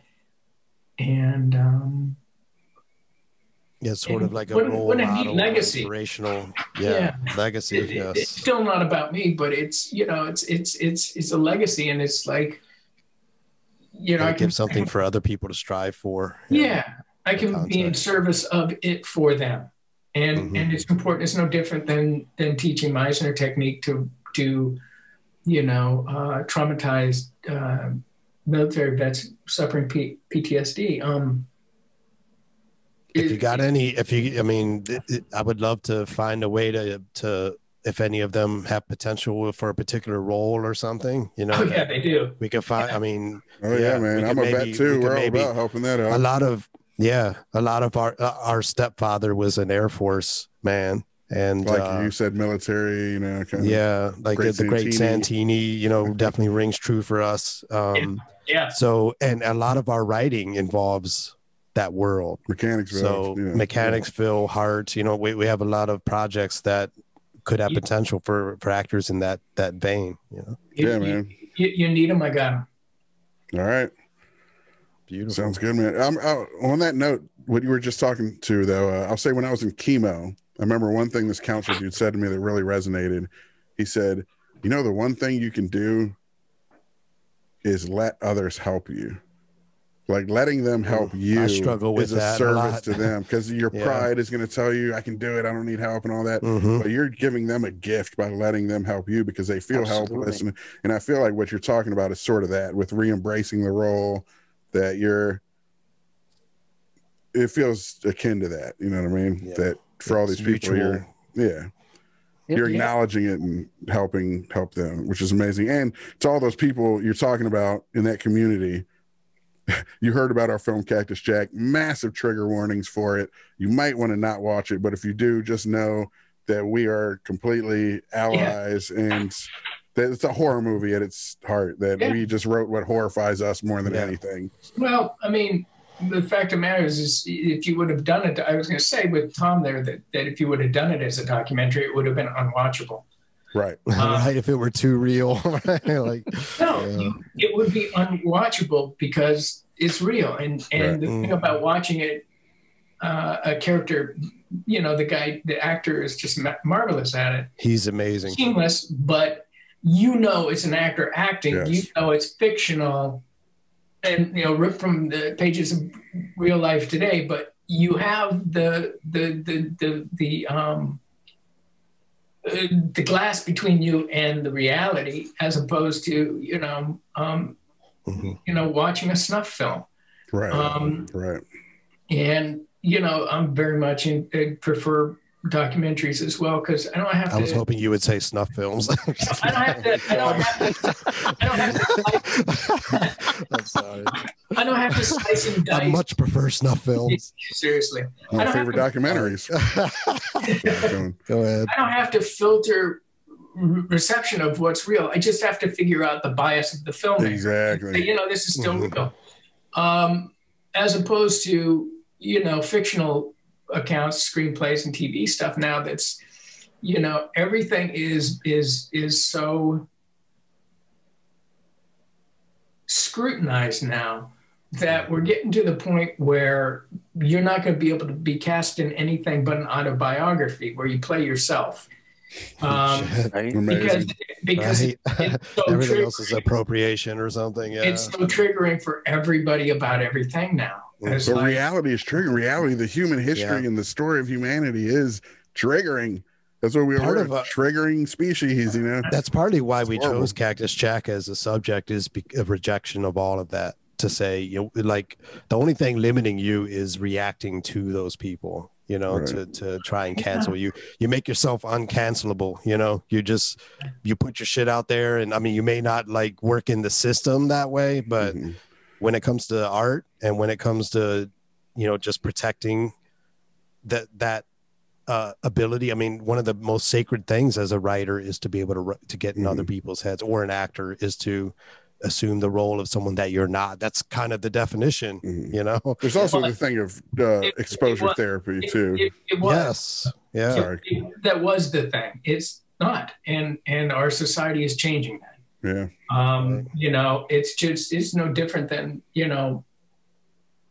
the plays of Greece and early Rome, holding a mirror, as it were, to society and holding truth to power through humor. Eventually people were like, I don't want that so much as I just want to see you, feed killable kind of people to starving animals. and that's real. And and it fills the seats, and that's where we're at, man. And it's, it's society is changing, like you said, the catharsis, the medicinal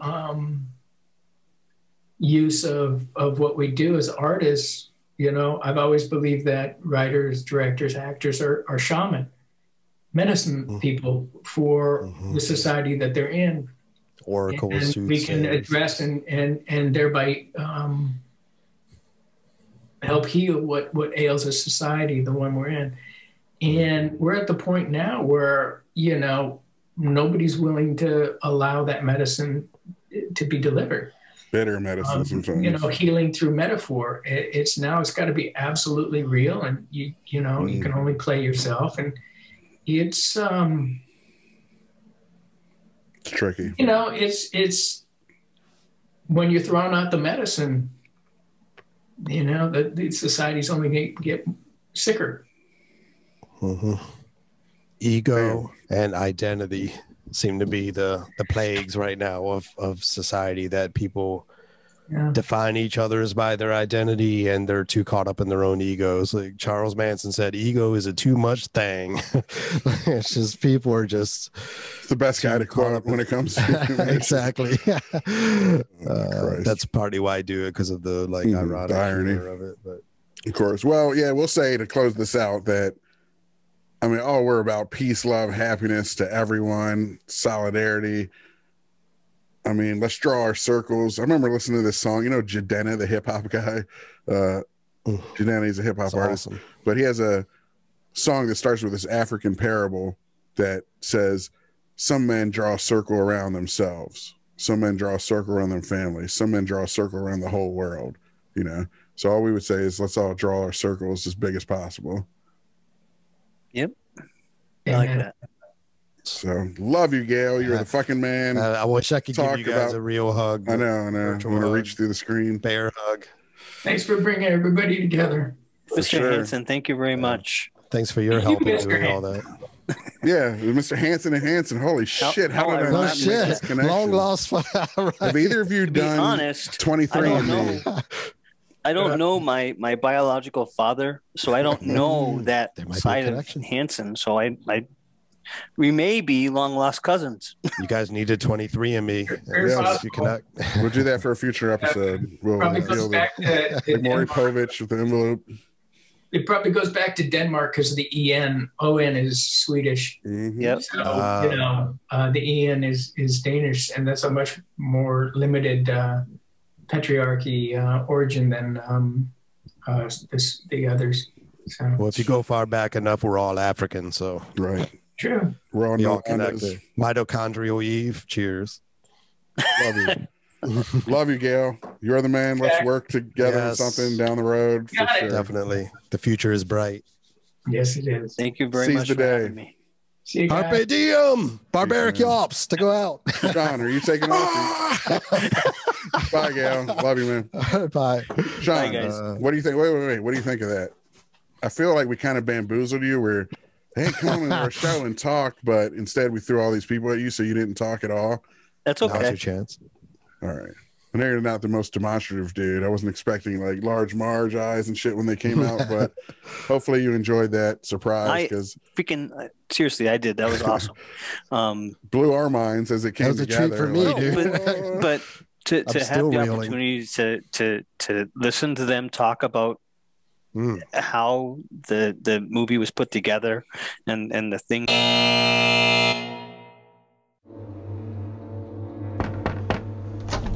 You're alone, right?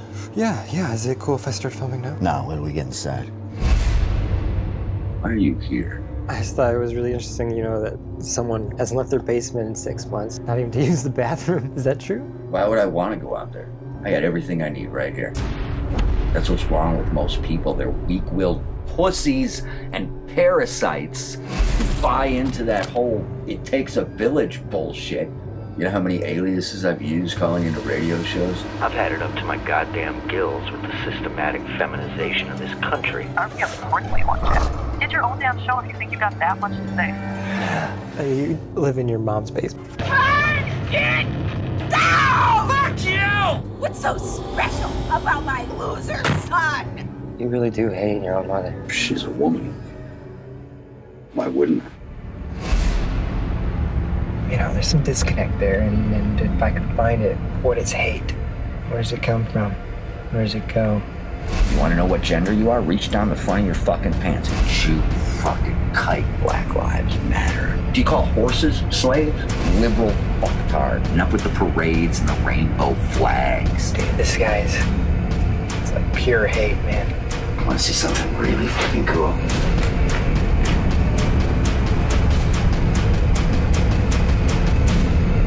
This guy is a fucking animal. He's got himself on a leash. He's itching to get off that fucking leash. And he's gonna fucking kill some people. What a fucking show. Stop! What do we hear? Look at me! Look at me! We're gonna help you show them the light. We're gonna change the world. This is Cactus Jack coming to you live from a studio audience. To the man who calls himself Cactus Jack, we have watched as you have rocketed to infamy. And you wonder why these cornered animals lash out. Get the fucking side. And now, we have watched as you have called for literal blood. I know you're out there listening. It's buzzing in your ears, burrowing into your brain. Do it. Jack, you're gonna love this. I pulled that trigger on that motherfucker's head. Your VPN will not shield you. The darknet will not hide you. You and your kind are finished. You think I'm scared of you? Come and fucking get me!